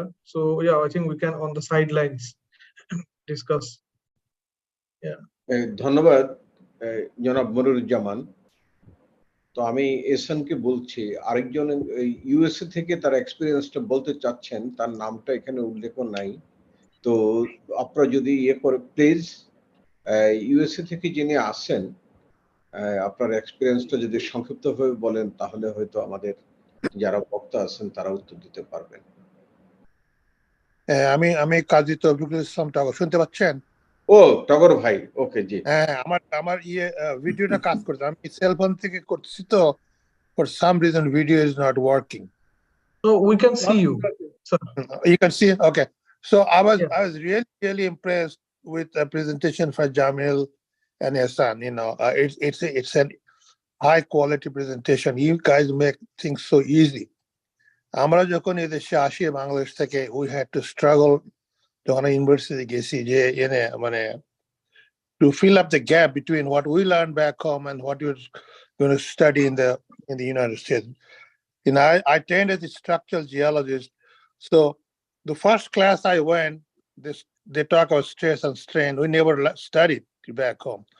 And when they show us more circle, what is that? You know, so তখনকার দিনে তো এই গুগলও ছিল না, ওই ইয়ে ছিল না যে আমাদেরকে লাইব্রেরিতে গিয়ে একটু মানে try really hard. So I'll make it really short. 3 years ago, in how things change over the years, you know, economic aspect নিয়ে শুধু কথা বলবো. 3 years ago, I worked for the agency that deals with offshore oil and gas in the United States. You know, agency Bureau of Ocean Energy and Management. I work in Gulf of Mexico region, and for last 60 years, we drill like 60,000 wells in Gulf of Mexico. So right after COVID, যখন আমরা সবাই remote চলে গেলাম, আমার boss told me, okay, you have to go take a course in carbon sequestration. I said, why? He has told me that this is going to be the new lingo of the world, you know, which basically now everybody's talking about carbon sequestration. So the reason it happened that the US government, the Congress passed a law and they give financial credit to the companies.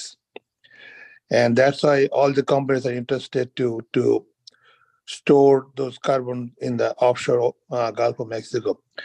Mainly Gulf of Mexico,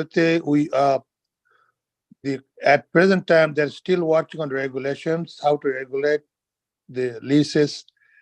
And mostly they're looking at saline aquifers and some depleted reservoirs. So that is going to be the new trend. And on onshore, most of the time, I think Jamil probably knows more than I am. These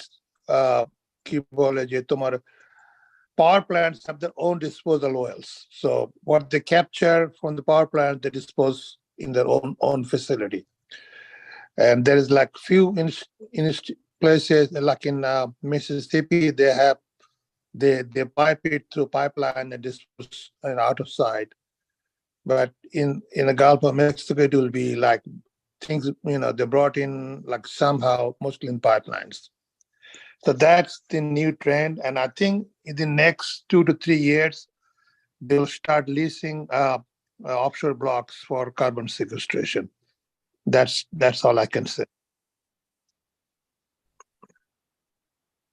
Thank you, Tagore. Thank you very much, sir. Thank Nazbai and everyone. You know, you can see my face, but I can see all your face. You know, Nazbai, you look so great. I can see you. তো নাজ ভাই, আমি বলতে চাই, আরেকজন একটু প্রশ্ন করছেন যে নওয়াজ সে যে CO2 কিভাবে ইনজেক্ট করে সাঙ্গুতে, মানে কোথা থেকে CO2টা পাবে? আমার মনে হয় যে আমাদের এই আলোচনার মধ্যে সেই উত্তরটা হয়তো হয়ে গেছে, আমি যা বুঝেছি। আরেকটা, আমি যখন কেয়ার্ন কাজ করে তখন কেয়ার্নের কাজটা আমি তখন দেখতাম পেট্রোবাংলার পক্ষ থেকে।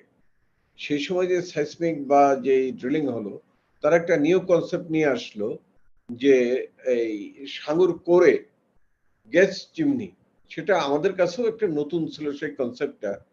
Based on geophysical survey data, তারা একটা জোন করে একটা ইয়ে করলো যে সেখান থেকে এই গ্যাসটা কিছুটা পাস হয়ে গেছে। এখন যদি সেই কনসেপ্টটা ঠিক হয়, তাহলে আমরা যদি সাঙ্গুতে যদি ইনজেক্ট করি এই CO2, হ্যাঁ যদি করি তাহলে ফেনোমেনাটা কি দাঁড়াবে, এটা আমার ইসান বা আপনাদের ইয়ের কাছে প্রশ্ন, সেটাই আমার পক্ষ থেকে। Thank you sir for I think প্রশ্নটা খুবই ইম্পর্টেন্ট, প্রবাবলি ক্রুশিয়াল। যদি মানে আমি ব্যক্তিগতভাবে মনে করি যে আমাদের এটা মানে আজকে অথবা কালকে আসা উচিত, মানে যেহেতু এখানে প্রসপেক্টটা শুধু বাংলাদেশ রিলেটেড না, এখানে অন্যান্য neighboring countries or even a bit far like ASEAN region countries can, because we have very good diplomatic relationships with like Indonesia, Malaysia, Thailand, Philippines. So এই দেশগুলোরও প্রচুর CO2 জেনারেট হয়, যেটা আমরা করতে পারি। এখন আপনার যে কোশ্চেনটা স্যার, যে সাঙ্গুর ক্ষেত্রে যেহেতু আপনারা প্র্যাকটিক্যালি কিছু কয়েকটা স্পেসিফিক ক্ষেত্রে probably you have found that there might be gas seepages or probably not really continuous, or there might be seal breakages. তো ওইখানে আসলে আমাদের এই কাজটার স্টার্টিং পয়েন্ট, যেটা হচ্ছে আমি জামিল ভাই স্টার্ট করার চেষ্টা করতেছি, সেটা হচ্ছে to get all the data, as much as data possible, and to do a very detailed feasibility study. আমাদের একটা অ্যাডভান্টেজ হচ্ছে কি, আমরা যেহেতু প্রচুর মডেল নিয়ে কাজ করি, so initially probably we don't even need to go or take a look at physical samples. If we have enough data, we can start to do some analysis. তারপর হচ্ছে ডক্টর মনিরুজ্জামান উনি যেটা বললেন যে ওই ফিজিবিলিটি টাইপ অফ কাজ কিংবা সাবসারফেসে অবস্থানটা আসলে করা, যেটা আসলে সেফটির সাথে রিলেটেড, ওইটা তখন ইমপ্লিমেন্ট করা যেতে পারে, ফর এক্সাম্পল সাঙ্গুর ক্ষেত্রে। তবে অবশ্যই আমি শিওর দেয়ার আর আনসার্টেনটি, সো আমাদের কাজ আসলে কিছু অ্যাডভান্স টুল ইউজ করে ওই আনসার্টেনটিসটাকে রিডিউস করা। জামিল ভাই কিছু যদি বলতে চান, এড ক্যান অ্যাড। জি স্যার। আচ্ছা, ওই যে যেটা গ্যাস চিমনি অ্যাকচুয়ালি কমন আপনার গ্লোবালি প্রায় প্রত্যেকটা বেসিনে আপনি সাইসমিকের গ্যাস চিমনি দেখতে পারবেন, এবং ওইটা হলো একটা কনসেপ্ট আছে যে আপনার যখন হলো রিজার্ভারের স্টেজ বেড়ে যাচ্ছে, ধীরে ধীরে মাইগ্রেশন হয়ে যখন আপনার রিজার্ভারের স্টেজ একটা স্টেজে পৌঁছানোর পরে কিছু মাইক্রোফ্র্যাকচার দিয়ে কিছু গ্যাস এসকেপ করে। এটা আবার হলো যখন এসকেপ করার পরে আপনার যখন রিজার্ভারের স্ট্রেসটা আবার হলো ও হোল্ড করতে পারে, ওই লেভেলে চলে আসে, তখন আবার ওইগুলা ক্লোজ হয়ে যায়। ফল্টের ক্ষেত্রেও এটা কিছুটা সত্য। তো আপনার এই যে অপটিমাল ক্যাপাসিটি আর অপটিমাল ইনজেক্টিভিটি, এই দুইটা অ্যাকচুয়ালি এই যে এসান যেটা বলতেছিল মডেলিং, তো সিমুলেশন করে অ্যাকচুয়ালি দেখা যে ও কোন লেভেল পর্যন্ত আপনার ওই স্ট্রেস গুলা নিতে পারে, ক্যাপ্রক বা ফল্ট। তো এই এই এই কেমন একটাই হচ্ছে যে আপনার এই অয়েল গ্যাসের মাইগ্রেশনটা তো মিলিয়ন্স অফ ইয়ার্স। এখন এই মিলিয়ন্স অফ ইয়ার্স তো আপনার সিমুলেট করা খুবই ডিফিকাল্ট। তো এই জন্য এইটাকে রিয়েলি এক্স্যাক্টলি সেম সিমুলেশনে আনা খুব ডিফিকাল্ট। বাট ধরেন কোনো একটা মডেল আমরা তৈরি করলাম যে ক্যাপ্রকের ভিতরে আমরা কিছু মাইক্রোফ্র্যাকচার দিলাম, উইদাউট মাইক্রোফ্র্যাকচার, উইথ মাইক্রোফ্র্যাকচার, মাইক্রোফ্র্যাকচারের পরিমাণ কম বেশি দিয়ে আপনার ডিফারেন্ট মডেল সিমুলেট করে আর কি দেখা যায় যে যে কোন সিনারিওতে আমাদের অপটিমাম ক্যাপাসিটি বা অপটিমাম ইনজেক্টিভিটি কেমন। সো আমাদের কাইন্ড অফ একটা রেঞ্জ হবে তখন যে আমরা P90 থেকে P10 এই এই রেঞ্জের CO2 আমরা ইনজেক্ট করতে পারবো এখানে। সো যেটা হলো অ্যাকচুয়ালি আমরা অয়েল গ্যাসের ক্ষেত্রেও করি। আমরা হলো কখনো তো ডেফিনেট বলি না যে আমাদের ভলিউম এত আছে, আমরা বলি যে এত থেকে এত। তো আপনার ওই সিসিএস বা CO2 মডেলিং এর ক্ষেত্রেও আপনার ওইভাবে আর কি ডিফারেন্ট সিনারিও বেসড সিমুলেশন করে আপনার দেখা যে ও মিনিমাম থেকে ম্যাক্সিমাম কতটুক CO2 আমরা ইনজেক্ট করতে পারবো এই সাইটটাতে। তো এই এরকম ভাবে আর কি করা যায় যে মাইক্রোফ্র্যাকচার শেলের ভিতরে খুব কমন, আর যখন হলো আমরা ডিপ্লিটেড রিজার্ভার বলতেছি তখন এটা আরো কমন আর কি। এবং এই মাইক্রোফ্র্যাকচারের জন্যই আপনার ওই লিকেজ গুলা হয় নরমালি, যেটা হলো গ্যাস চিমনি হিসেবে আমরা দেখি, অথবা আপনার একেবারে ফ্র্যাকচারও হতে পারে। তো যদি মনে করেন আমরা ইভালুয়েশন বা অ্যাসেসমেন্টে দেখি যে এটা রিয়েলি একটা ডিপ্লিটেড ফল্ট, এবং এখনো লিকিং করতেছে, তাহলে তো ডেফিনেটলি ওখানে আমরা ইনজেক্ট করবো না। ওইটা ওই সাইটটা মনে করেন অ্যাবান্ডন, ওটাতে আর কিছু করা সম্ভব না। বাট যদি আমাদের ডেটা শো করে যে আমাদের গ্যাস চিমনি আছে, বাট স্টিল আমরা দেখতেছি আমাদের একটা নাইস ক্যাপ্রক সাইসমিক আর কি, ক্যাপ্রকে ওরকম আপনার লেয়ারিং গুলা আমরা এখনো দেখতেছি বেটার, তাহলে সিনারিও বেস সিমুলেশন করা যায়, করে আপনার হলো মিনিমাম আর ম্যাক্সিমাম একটা রেঞ্জ বের করা যায়। সো মিনিমাম ম্যাক্সিমাম রেঞ্জটা হয়তো অনেক বড় হবে বেসড অন আমাদের সিনারিও, যে আমরা হাউ মেনি মাইক্রোফ্র্যাকচারস আমরা ক্যাপ্রকে দিচ্ছি, নাম্বার অফ মাইক্রোফ্র্যাকচারস, লেন্থ অফ মাইক্রোফ্র্যাকচারস, এবং উইদাউট মাইক্রোফ্র্যাকচার, যেটা হয়তো বা আমাদের সবচেয়ে অপটিমিস্টিক কেস। সো এই এই এই এই অ্যাপ্রোচে আর কি, স্ট্যাটিস্টিক্যাল অ্যাপ্রোচে যাইতে হবে যখন মনে করেন আমাদের গ্যাস চিমনি বা এই জাতীয় কোনো রিস্ক আমরা দেখতেছি, যে পটেনশিয়াল রিস্ক আমরা আশেপাশের কোনো ফিল্ডে আছে অথবা ওই বেসিনে আছে আমরা জানি, তখন আমাদেরকে স্ট্যাটিস্টিক্যাল অ্যাপ্রোচে যাইতে হবে ইনস্টেড অফ ডিটারমিনিস্টিক। এটা একটা ওয়ে হইতে পারে আর কি।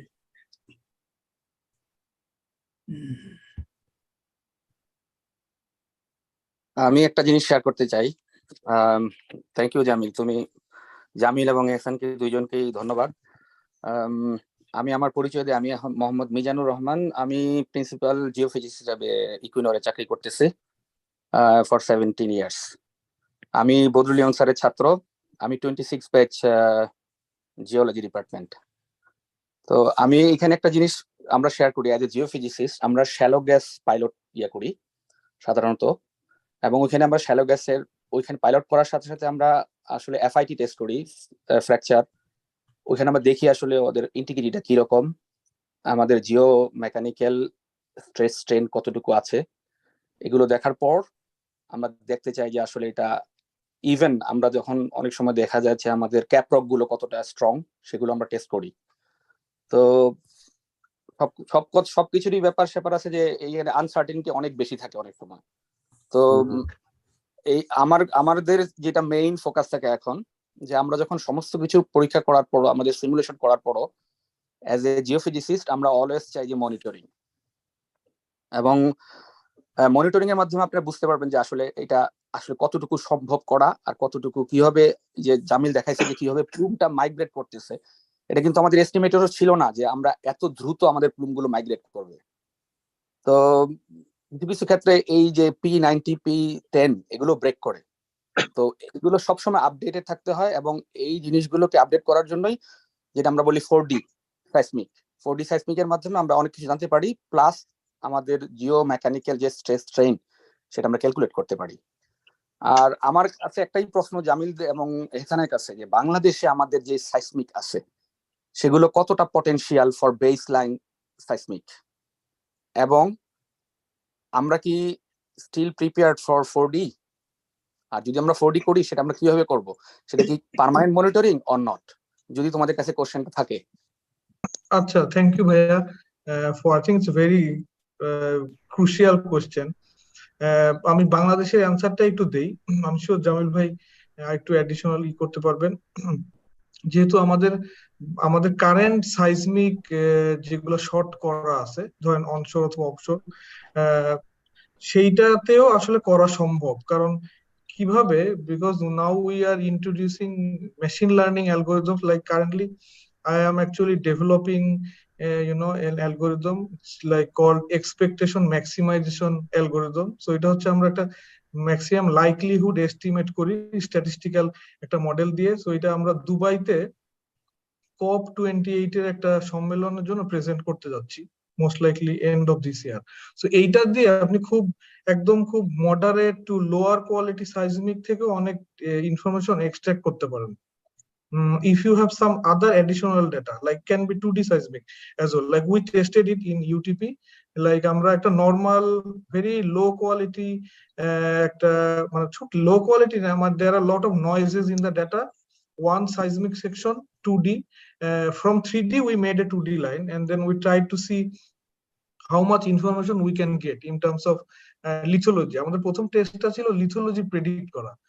সো আমরা মডেলকে ফিড করানোর পরে the result was very good, and this one is very good in the sense that আমরা যেই সফট মানে যেই ওয়ার্কফ্লোটা ইউজ করছি, সেই ওয়ার্কফ্লোটা দিয়ে বেশ কিছু কোরিলেশনও করা হয়েছে। পরে দেখা গেছে যে অলরেডি অ্যাভেলেবল ডাটার সাথে খুব ভালো ম্যাচ করে। তো we then kept on testing with in other inlines or cross lines from the same 3D, and we saw our correlation coefficient was 92%, sometimes 95%. তারপরে আমরা শুরু করলাম আরবিটারি কিছু জায়গা যেখানে কোনো ওয়েল নাই, and then the model started predicting very precise lithologies. So এই অ্যাপ্রোচটা আমরা নিতে পারি মানে বেঙ্গল বেসিনের ক্ষেত্রে, যেখানে ডেটা কম। আমাদের যদি খুব ভালো ডেটা থেকে থাকে, ধরেন অফশোরে আমরা জানি হ্যাঁ আসলে খুব বেশি মানে তারপরেও আছে বেশ কিছু 2D লাইন টাইন আছে, ওইটার থেকে অনেক কিছু করা যায়। এই জায়গাটাতে আসলে এই মেশিন লার্নিং এর এই অ্যাপ্রোচটা can be very crucial. Like out of almost nothing you can get a lot of data, and that's what we are trying to use in subsurface geology nowadays.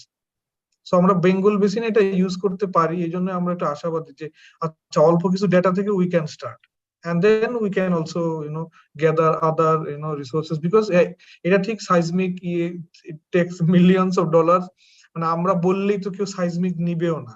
So probably it involves lot of policy making, but যে ডেটাটা আছে ওইটাতে অনেক কিছু করা যায়। So that's my understanding, মানে we can start somewhere, যেহেতু prospect আছে, যেহেতু ইটস ঠিক বেসিন বেঙ্গল বেসিনের ক্ষেত্রে। অথিল ভাই আছেন, অথিল ভাই কিছু বলতে পারে, উনি তো বেঙ্গল বেসিনে সেসমিক টেসমিক নিয়ে চিন্তা করতেছিল। আবু চৌধুরী ভাই, অথিল ভাই।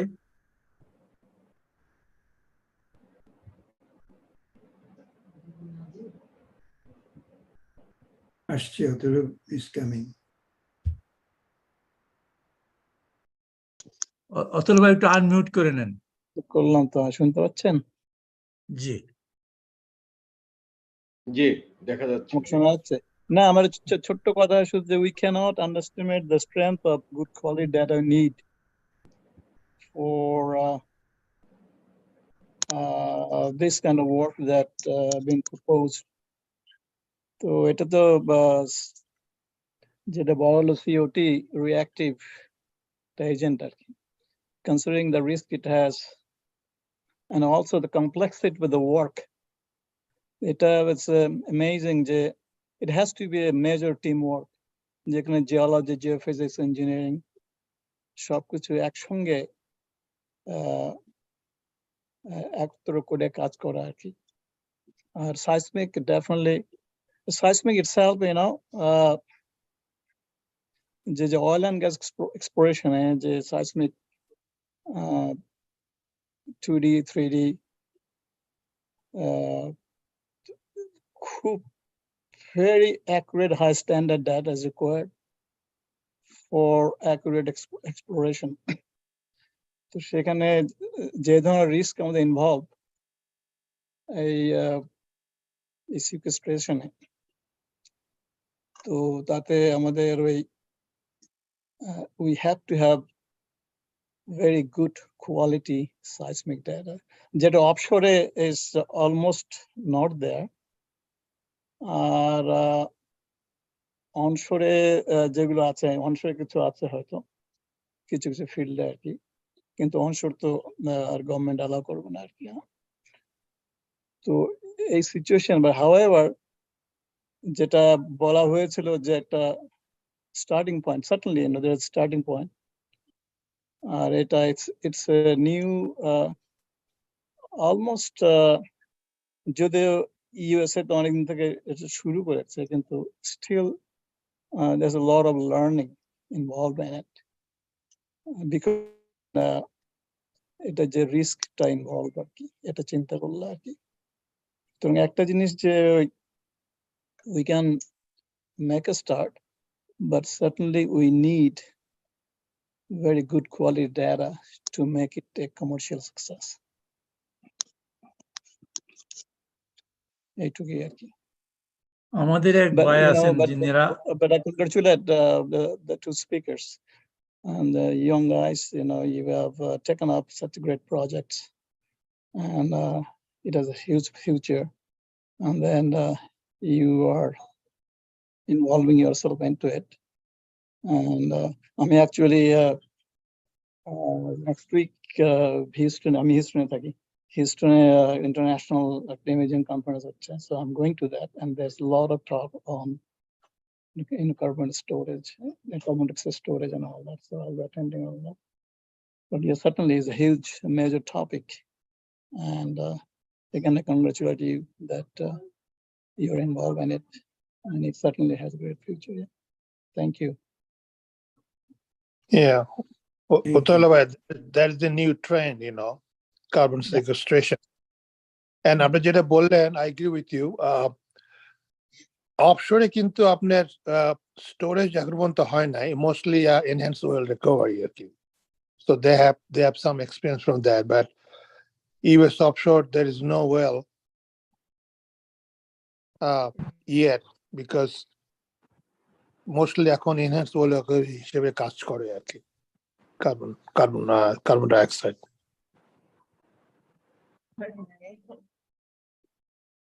Right. Yeah.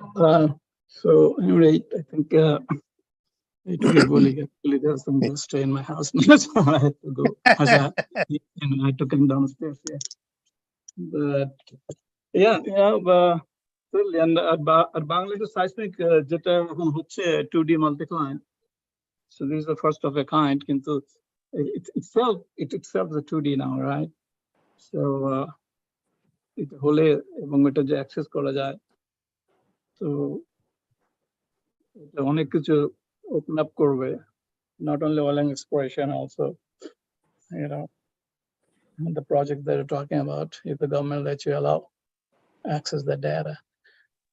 So basically we need really good quality data for economic success. There's no question about it. আমিও একমত অতুল ভাই, যে আমাদের এখানে কাজ করতেছি, আমাদের ওল্ড কোয়ালিটি ডাটা আছে, কিন্তু we are always getting for new quality, good quality data. তো এখানে ডাটা যদি ভালো না থাকে, তাহলে আমরা যত কিছু এক্সট্রাক্ট করি, গার্বেজ ইন গার্বেজ আউট একটা কথা আছে। Garbage in garbage out. তো এইখানে যতই আমরা মেশিন লার্নিং করি আর যাই করি, আমি যদি গার্বেজ দিই, ওখান থেকে আমার সামথিং গুড কোয়ালিটি আশা করতে পারি না আমরা।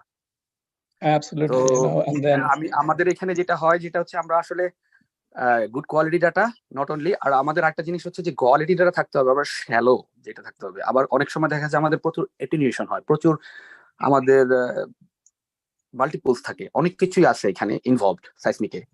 তো শ্যালো ওই জোনটা, যেটা শ্যালো ওই জোনটা, that zone itself is a multiple generating zone. Exactly. এখানে তো প্রচুর reverberation, significantly huge multiple generation. তারপরে ওই যে 2D আর 3D, basically what is the difference between 2D and 3D? যে সাইসমিক যে আমরা যে রিজার্ভারটা বা যে আমরা লোকেট করবো, যেটা এখন 2D তে তো হয় না তো, বিকজ অফ দ্য সিম্পল যে স্নেলস ল আর কি, মাইগ্রেশন যেটা ইস্যু, যেটা 3D না হলে you cannot the signature back to what is coming from, তাই না? স্পেশালি যদি একটু ইনক্লাইন্ড সারফেস থাকে, ডিপ আমরা ডিপ মুভ আউট করতে পারি না প্রপারলি।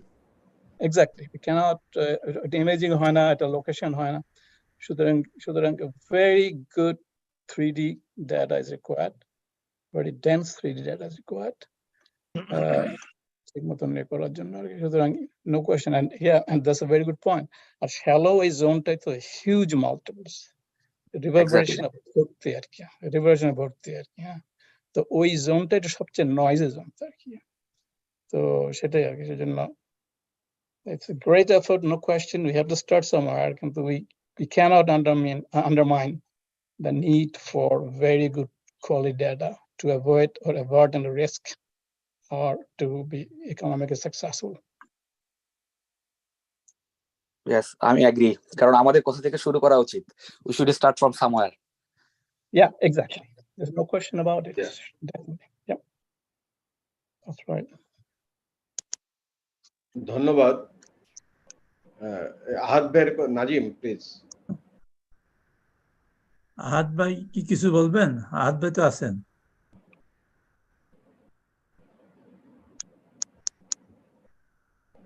এদিক দিয়ে মফিদুল ভাই, মইনুল হক সাহেবের ছোট ভাই, উনি ছিল এতক্ষণ, তো উনি আবার একটু চ্যাট বক্সে কিছু বলছে, এটা একটু জসিম পয়রা শোনাইতে পারো ইচ্ছা করলে। এই আহাদ ভাই কি আছেন? উনি বলুক, শেষে আমরা ওদিকে যাই। অরিনও ছিল, মনুল ভাইয়ের মেয়ে আসছিলেন কিছু সময়ের জন্য। যাই হোক, আহাদ ভাই এই মুহূর্তে দেখতেছি না। আহাদ ভাইয়ের সাথে আমার সকালেও কথা বলছে। আর ছিল ইন দ্য গ্রুপ। ঠিক আছে, তাইলে আহাদ ভাই হয়তো এই মুহূর্তে নাই। আহাদ ভাই পুরোটা শুনছে ইনশাআল্লাহ।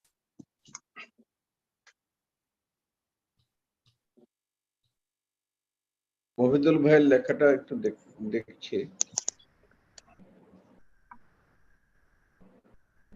মফিদুল ভাই বলছেন, as a younger brother of Moinul Haq, I and our family members express deep gratitude to all of you.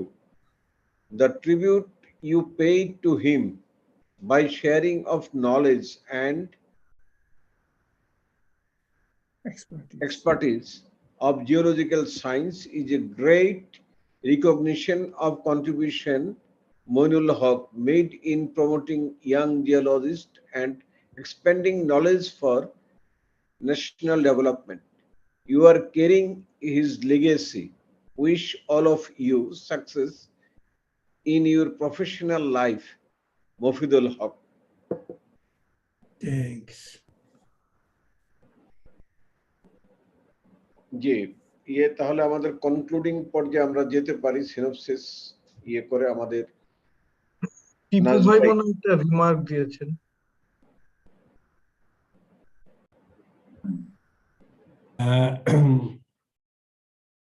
একজন তো বলছে যে আর্থকুয়েকের সাথে কি এটার কি আর্থকুয়েক হইতে পারে, আমাদের কি হবে? এই মীর হোসেন ও চলে গেছে, ও জানিয়া জসিম ভাই প্রেজেন্টেশন হয়েছে যে এর মধ্যে আর্থকুয়েকের কোন রিলেশনটা আছে কিনা, ইন্টার রিলেশন সম্পর্কে প্রবাবলি জানতে চেয়েছে মীর হোসেন। মীর তাওলাদ হোসেন।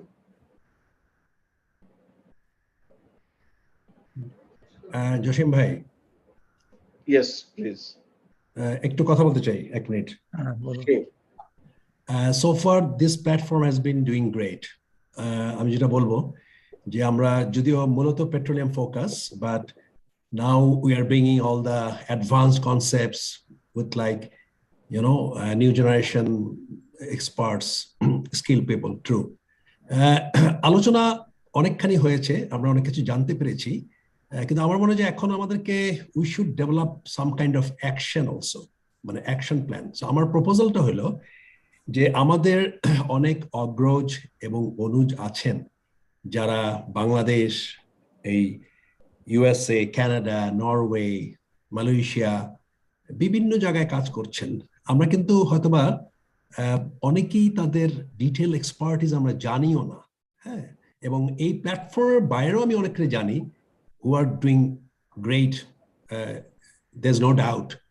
তো এখন আমাদের if you think about our country, Bangladesh, আমাদের অনেক সমস্যা আছে, সম্ভাবনা আছে, আমাদের রিসোর্সের সীমাবদ্ধতা আছে, সবকিছুকে মিলিয়ে এবং আগামী দিনের চ্যালেঞ্জকে taking future challenge into account এবং এই ফিউচার চ্যালেঞ্জকে মোকাবেলা করার জন্য আসলে এই সেক্টরে আমরা কি করতে পারি। যেমন এই যে অথলা ভাইয়া বললেন যে ডাটা নিয়ে বললেন, অনেকগুলো ইস্যুস আছে। তো আমি একটা প্রস্তাব রাখতে চাই যে আমরা তো লেকচার হচ্ছে we are discussing a lot of things, but আমার কথা হলো যে এখান থেকে আমরা যা লার্ন করছি আমরা আসলে কোনো অ্যাকশন প্ল্যানে যেতে পারি কিনা।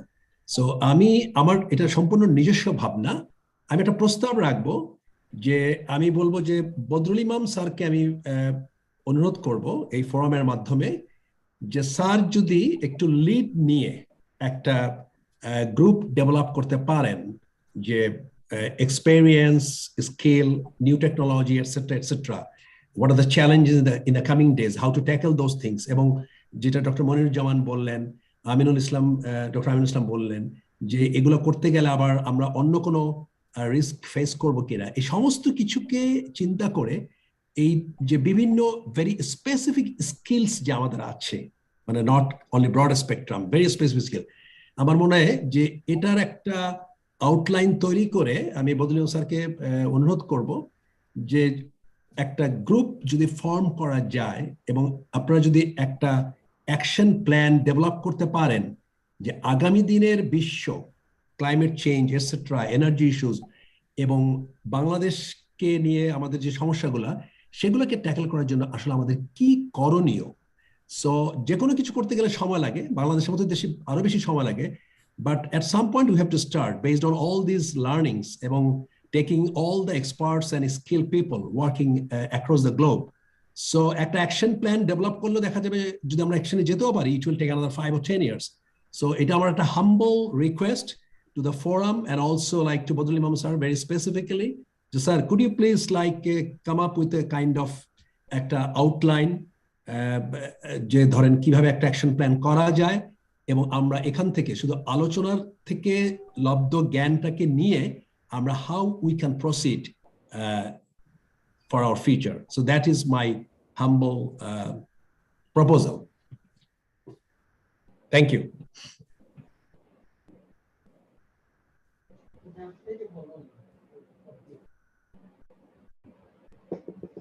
আপনার আপনি একটু আনমিউট করে নেন। প্রথমত আমি যেটা বলতে চাই সেটা হচ্ছে যে আমি মোহাম্মদ হোসেন টিভুকে অনেক ধন্যবাদ দিচ্ছি তার সুচিন্তিত মতামতের জন্য, এবং আমার মনে হয় এটা একজন ব্যক্তি না বরং একটা গ্রুপ, সেই গ্রুপটা পুরো জিনিসটা ইয়ে করবে, মানে মনিটর করবে, তাকে আগায় নিয়ে যাবে। যেই গ্রুপের মধ্যে সেই ব্যক্তিবর্গই থাকবেন যারা উৎসাহী, মানে এটা হচ্ছে সবচেয়ে ইম্পর্টেন্ট জিনিস, যাদের উৎসাহ আছে, যারা এই ধরনের চর্চাকে নিজের চর্চা বলে মনে করেন, তাদেরকে দিয়ে যদি এই গ্রুপটা ফর্ম করা যায় তাহলে কিন্তু এটা ইয়ে হবে। এবং আমার মনে হয় আমরা আজকে যারা আছি তাদের মধ্যে অনেকে আছেন যারা সত্যি এই বিষয়টা নিয়ে উৎসাহী এবং তারা এটাকে আরেক ধাপ আগিয়ে নিয়ে যেতে পারেন। আমি এই কথাটা বলি যে এই ফোরামটা জিওলজিক্যাল সিনারিওটাকে আমাদের দেশের প্রেক্ষাপটে একটা সিঁড়ির এক ধাপ পর্যন্ত উঠায় নিয়ে আসছে। এখন টিপু যেটা বলতেছে সেটা মানে এই যে এটা সিঁড়ির আরো উপরে আর এক ধাপে চলে যায়। So that is very noble idea, অত্যন্ত সুন্দর চমৎকার একটা মানে বিষয় চিন্তা করার মতো। I wholeheartedly support it. Mohammad Hossain, you think of it, তুমি আমার সাথে যোগাযোগ করো। আমি এবং আমার অন্যান্য যে সমস্ত এখানে সিনিয়র জুনিয়র আছেন আমরা সকলে মিলে একটা ফোরাম তৈরি করতে পারি যেটা এই কার্যকরটাকে ইনিশিয়েট করবো এবং তারপর দেখবো এটা কিভাবে আগায় যায়। Thank you very much. আমি স্যার অ্যাকচুয়ালি সেটাই মিন করেছি, I mean actually a group, মানে কিন্তু কথা হলো যে somebody should like work as the coordinator or like you know মানে সো আমি সেই ক্ষেত্রে বলেছি যে আপনি যদি সেই কোঅর্ডিনেশনের দায়িত্বটা নেন আমরা সবাই আপনাকে সাপোর্ট দিব, মানে বেসড অন ইউর নলেজ এবং who is doing what in what countries, then we can develop some kind of inventory also actually, তাই না? কারণ আমরা হয়তো সবাই সব কাজকর্ম জানি না, এবং আমি অনেকটা জানি আমাদের অনেক জিওলজিস্ট ইভেন আমেরিকা কানাডাতেও কাজ করতেছেন, দে আর ডুইং মানে ভেরি ব্রিলিয়ান্ট ওয়ার্ক, অথবা এই প্ল্যাটফর্মে তারা সক্রিয় নয় স্টিল। সো আমার মনে হয় যে অ্যাক্রস দ্য গ্লোব অ্যাকচুয়ালি আমাদের জিও সায়েন্টিস্টরা কাজ করতেছেন ইনক্লুডিং বাংলাদেশ। সো আমরা যদি ওই very specific outline wise aspect wise যদি we can develop an inventory and then আমি অবভিয়াসলি একটা গ্রুপ কাজ করবে, there is no doubt, but গ্রুপটাকে আবার স্যার কোঅর্ডিনেট করতে একজন দরকার। মানে আমি সেটা বলছিলাম যে আপনি যদি স্যার সেই কোঅর্ডিনেশনের দায়িত্বটা নেন আমার মনে হয় যে we can move to the next level of like you know action. Well, I have no problem taking up this মানে কাজ, এটা আমি করতে পারলে আমি নিজেকে ধন্য মনে করবো। I am very willing to do that, এবং এটা নির্ভর করবে how the other people are মানে coming forward. ইনশাআল্লাহ এটা আমরা দেখবো যে এটা করা যায় কিনা এবং করতে পারি, এটা হলে ভালো হবে। Thank you. ধন্যবাদ সবাইকে। দীর্ঘ 3 ঘন্টা যাবত আমাদের যে প্রাণবন্ত আলোচনা, সর্বশেষে টিপুর যে প্রস্তাব, সেই প্রস্তাবের আলোকে যে আশাবাদ যে ব্যক্ত করলেন আমাদের বদরুল ভাই, সবকিছু নিয়ে আমি মনে করি আজকের আমাদের দীর্ঘদিন পর যে আমাদের এটা হলো যে লেকচার সিরিজটা আবার আমরা করতে পারলাম, সেটাকে বজায় রাখা। এবং আমি শুরুতে বলেছিলাম যে বিভিন্ন কনস্ট্রেন্ট আমাদেরও আছে, শারীরিক, মানসিক, অন্যান্য ইয়েতে, যে এই লেকচার সৃষ্ট যাতে বজায় থাকে তার জন্য একটা প্রচেষ্টা গ্রহণ করা। তারপর যে আমাদের এখানে যে বিষয়টা টিপু উত্থাপন করলেন, সেই বিষয়ে আমরা যদি এগিয়ে যেতে পারি, সেই বিষয়গুলি চিন্তা ভাবনা করে আমাদের আগানো উচিত। এবং বদরুল ভাইকেও ধন্যবাদ জানাই, এই বয়সে এই ইয়েতে উনি যে একটা দায়িত্ব নিতে চাচ্ছেন তার জন্য সাধুবাদ জানাই। আমি এখন একটা সবকিছু মিলে একটা কনক্লুডিং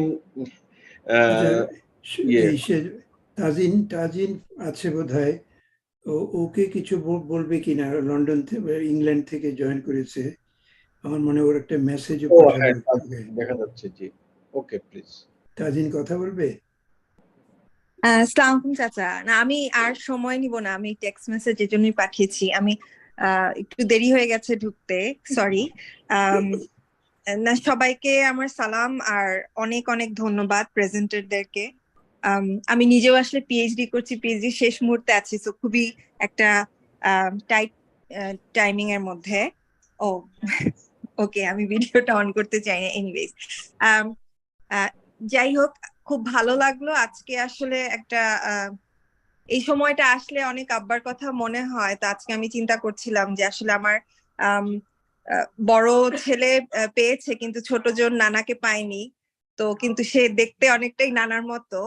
তো এরকম প্ল্যাটফর্মে এই গল্পগুলো আমরা করি। তো নাস চাচা, আপনাকে শুধু একটা কথা বলি, আমার ছেলে দেখে বলেছে, is that Shahrukh Khan's brother? তো আমার মনে হয় আপনার বিরাট কমপ্লিমেন্ট এটা।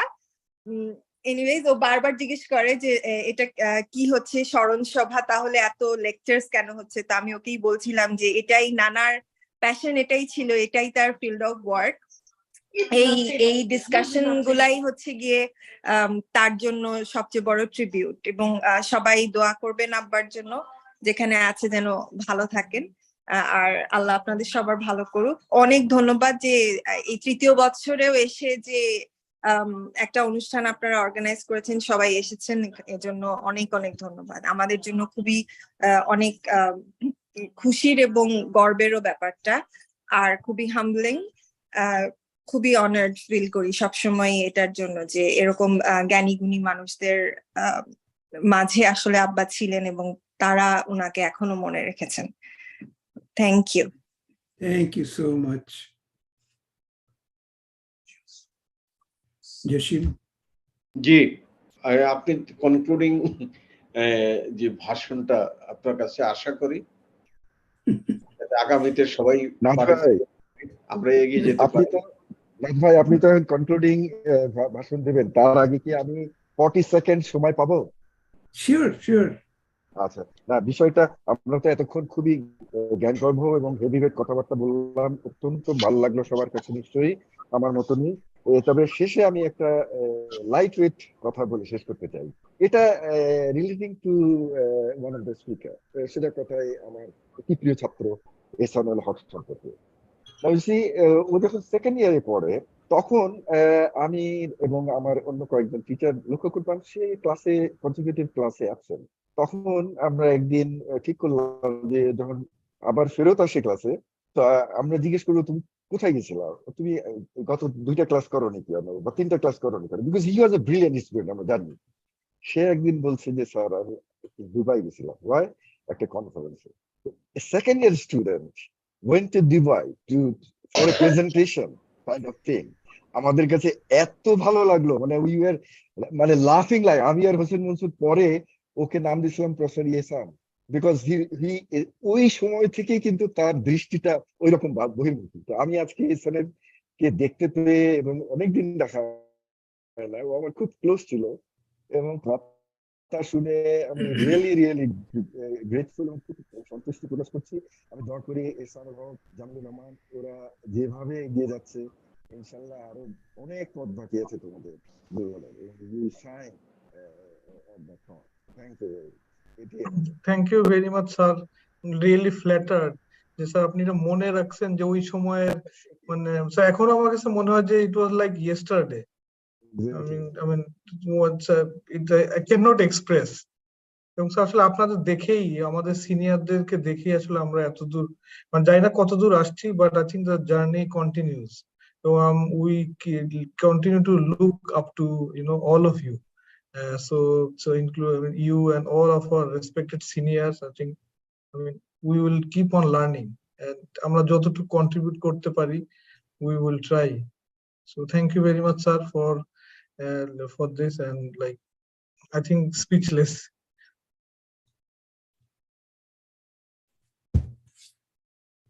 আর ওদের দুইজন স্পিকারকে কমিউনিকেট করতে এটা আমার জন্য সবচেয়ে ইজিয়েস্ট ছিল। অন্যান্য সময় অনেক ঝামেলা হইতো।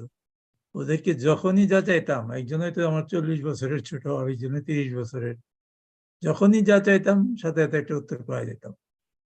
এদিক দিয়ে ওরা দুজন খুব ছিল।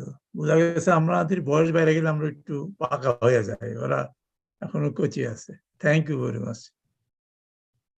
নাজিম, আমাদের টিম মেম্বার মনোয়ার, ওকে 2-3 বার দেখলাম, ওর শরীরটা ভালো না। ও যদি আমাদেরকে একটা শুভেচ্ছা জানিয়ে কিছু বলে, নাজ ভাই বলার আগে একটু। মনোয়ার আছে কিনা আমি এখনো জানি না। আমি আছি এখানে। হ্যাঁ, মনোয়ার আছি। প্লিজ। আচ্ছা, আমি আসলে একটু সময় নেব।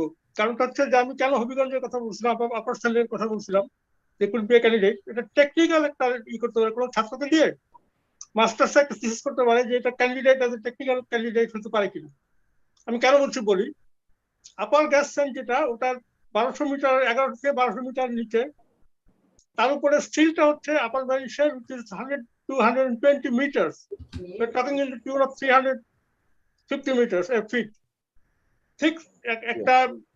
এবং টেকনিক্যালি এটা ফোল্টটা তেমন কোনো ফল্ট আমরা দেখি না। এটা হলো একটা। আপার স্যান্ড যেটা, সেটার পোরাসিটি প্রায় 25+, এবং এটা স্টেবিলাইজ করতে আধা ঘন্টা লাগে না যখন প্রোডাকশনে যায়। এবং যেটা হচ্ছে যে এটা হচ্ছে প্রথম দিককার ক্যান্ডিডেট এই ফ্ল্যাট স্পটের কনসেপ্টে। এবং ইন্টারেস্টিংলি আমাদের মইনুল ভাই এটা প্রেজেন্ট করছিলেন কিয়োটোতে যথাসম্ভব অ্যানালগ ডেটার থেকে। এটা খুবই অ্যাক্টিভ ওয়াটার ড্রাইভ রিজার্ভার, এবং প্রেশারে এত আমার মনে হয় 2-3 TCF এর মতো অলরেডি প্রডিউস হয়ে গেছে। খুব একটা প্রেশার ড্রপ হয়নি। তার মানে হচ্ছে এই যে নিচের যে অংশটা, সেই নিচের অংশটায় এখন আপার খুবই অ্যাক্টিভ ওয়াটার ড্রাইভের কারণে একটা স্পেস সৃষ্টি হয়েছে, যেটা কন্টামিনেশন, গ্যাস কন্টামিনেশন নেই বলতে চলে। এটা হলো একটা দিক। আরেকটা দিক হচ্ছে আমাদের কিছু ডেটা আছে যথাসম্ভব হবিগঞ্জ 3 বা 4-এ, আমি প্রায় 40 বছর পরে বলতেছি কথাটা, ওখানে লোয়ার পার্ট অফ আপার ভ্যালিশের টপসিল যেটা, সেখানে গ্যাস মানে একটা আইডিয়া করা যায় যেটার ইন্টিগ্রিটি কিরকম। কিছু কিছু গ্যাস পাওয়া গেছে উইদিন দ্য শেড। তার মানে হিউজ কলামের, আমাকে ওয়াহিদুল হয়তো হেল্প করতে পারবেন, এটার গ্যাস কলামটা হবে almost 1000 feet in a reservoir which has got dusties of permeability, এবং খুব কুইক এটা উইদাউট কন্টামিনেশন, মানে আমাদের যে গ্যাস ওয়াটার কন্ট্যাক্ট যেটা, সেটা স্ট্রেইট উপরে উঠে আসতেছে গ্রাজুয়ালি। এবং পসিবলি এটা একটা 4D ডেটা আছে। আমি যত জানি যে 4D কাজ কিছু আমাদের ব্যাপাক্স করেছে হবিগঞ্জের উপরে। সেই জন্য এটা একটা থিওরিটিক্যাল টেকনিক্যাল ক্যান্ডিডেট হিসেবে মাস্টার্সের কোনো ছাত্রকে যে করানো যেতে পারে। আমি এটা ক্লিয়ার হয়ে গেছি যে এখানে কমার্শিয়ালি হবে না, কারণ আপনার যেটা জামিল বলেছে যে আমাদের প্রেশারের, আমাদের এখানে ঘনবসতির ব্যাপার, এইসব বিষয় আছে, এইসব কনসিডার করলে হয়তো এটা হবে না। কিন্তু একটা থিওরিটিক্যাল ক্যান্ডিডেট হিসেবে দেখা যেতে পারে, একজন ছাত্র এটা করতে পারে। আমাদের এই দুজন যারা আছেন, জামিল এবং Ehsan, you can be their guide. এছাড়া আমি সবাইকে শুভেচ্ছা জানাচ্ছি। আমি একটু অসুস্থ মানুষ, বেশ বছর 2-2.5 মতো আমার কিছু বিয়ের সমস্যা আছে, তার আলহামদুলিল্লাহ ইট ইজ আন্ডার কন্ট্রোল। আমি সবাইকে শুভেচ্ছা জানাচ্ছি। আমরা আবার 3 বছরের মাথায় এসেছি। আমরা আশা করছি ইনশাআল্লাহ হয়তো ফ্রিকোয়েন্সি কম হলেও আমরা এই কন্টিনিউ করব, এবং এটা একটা পায়োনিয়ার হয়ে থাকবে আমাদের এই এটা। আমি কিন্তু জানি বিএসএফ, বাংলাদেশ জিওলজিক্যাল সোসাইটির যে পুনরুদ্ধারের কাজ যেটা চলছে, সেটা আমাদের কন্ট্রিবিউশন আছে। আমরা কিন্তু ইনিশিয়ালি ধারণা করি নাই যে আমরা এতদিন টিকবো, বা খুব অনেক আনসার্টেনটি নিয়েছিলাম, কিন্তু খুবই হাই কোয়ালিটির প্রেজেন্টেশন হচ্ছে এ পর্যন্ত, এবং আই হোপ উই কন্টিনিউ। এবং এহসান এবং জামিলকে আবার ধন্যবাদ জানাচ্ছি সবার পক্ষ থেকে। Thank you. এখানে আর একটা কথা, মনোয়ার। আমি মাহমুদ হোসেন টিপুকে আমাদের সাথে যোগ করে নিতে চাই। সে আমার খুব কাছে আছে, মাত্র টরন্টো, 4 ঘন্টার ফ্লাইট। আমারও তো বয়স হয়ে গেছে, কাজে টিপুকে আমরা কিন্তু হুক করে নিলাম। টিপু কিন্তু ধরা খায় গেল বাবা।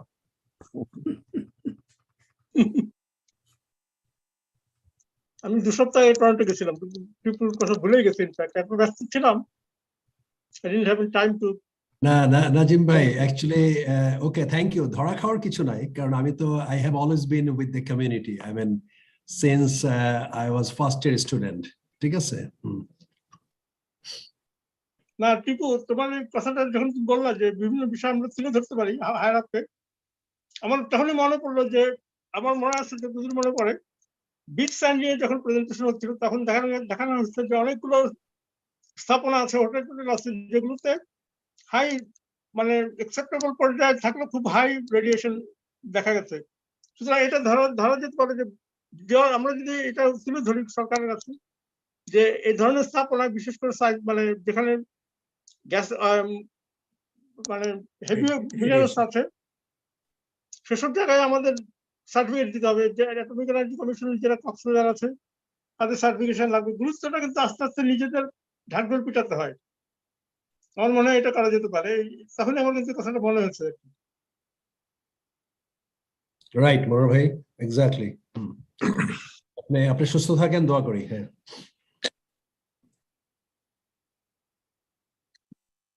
নাজ ভাই এখন তাহলে শেষ করে দিতে পারেন। 3.25 ঘন্টা হয়ে গেছে। খুব ভালো প্রেজেন্টেশন হয়েছে। এই এহসান এবং জামিল, বুঝতেই পারছি যে they got a very good concept, they explained very well, and আমি সবসময় চিন্তা করি যে আমাদের সময় 1965 to 69 আমাদের স্কোপ ওরকম ছিল না। তারপরে দেখলাম যে বহু জিও সায়েন্টিস্ট, বহু পিএইচডি, বহু জায়গায় বহু ডিপার্টমেন্ট খুলেছে ঢাকাতে, এবং ইট ওয়াজ প্রিটি ব্রড। অ্যান্ড আমার মনে আছে যে বদরুল আমার ছাত্র ছিল এক সময়, এবং বদরুলের ছাত্ররা এখন বিদেশে বহু জায়গায় দে আর এক্সেলিং ভেরি ওয়েল। এবং আমি সবসময় চিন্তা করি যে things are going so positively for our newcomers, new generation, and it was very commendable. And আমি আর বেশি বড় করব না, সবাইকে ধন্যবাদ। আমাদের অর্গানাইজার নাজিম, জসিম, মনোয়ার এন্ড চিশতি, তোমাদেরকে অনেক ধন্যবাদ। এবং আজিজুর রহমান, আমাদের জুম অ্যাডমিনিস্ট্রেটর, এ তো 3.5 ঘন্টা যাবত, আমাদের 3.5 ঘন্টা কি তার বেশি হবে, আমাদের সাথে আছে, এবং তাকে আমাদের অসংখ্য ধন্যবাদ। এই বলে আমি আজকে শেষ করছি। খুদা হাফেজ।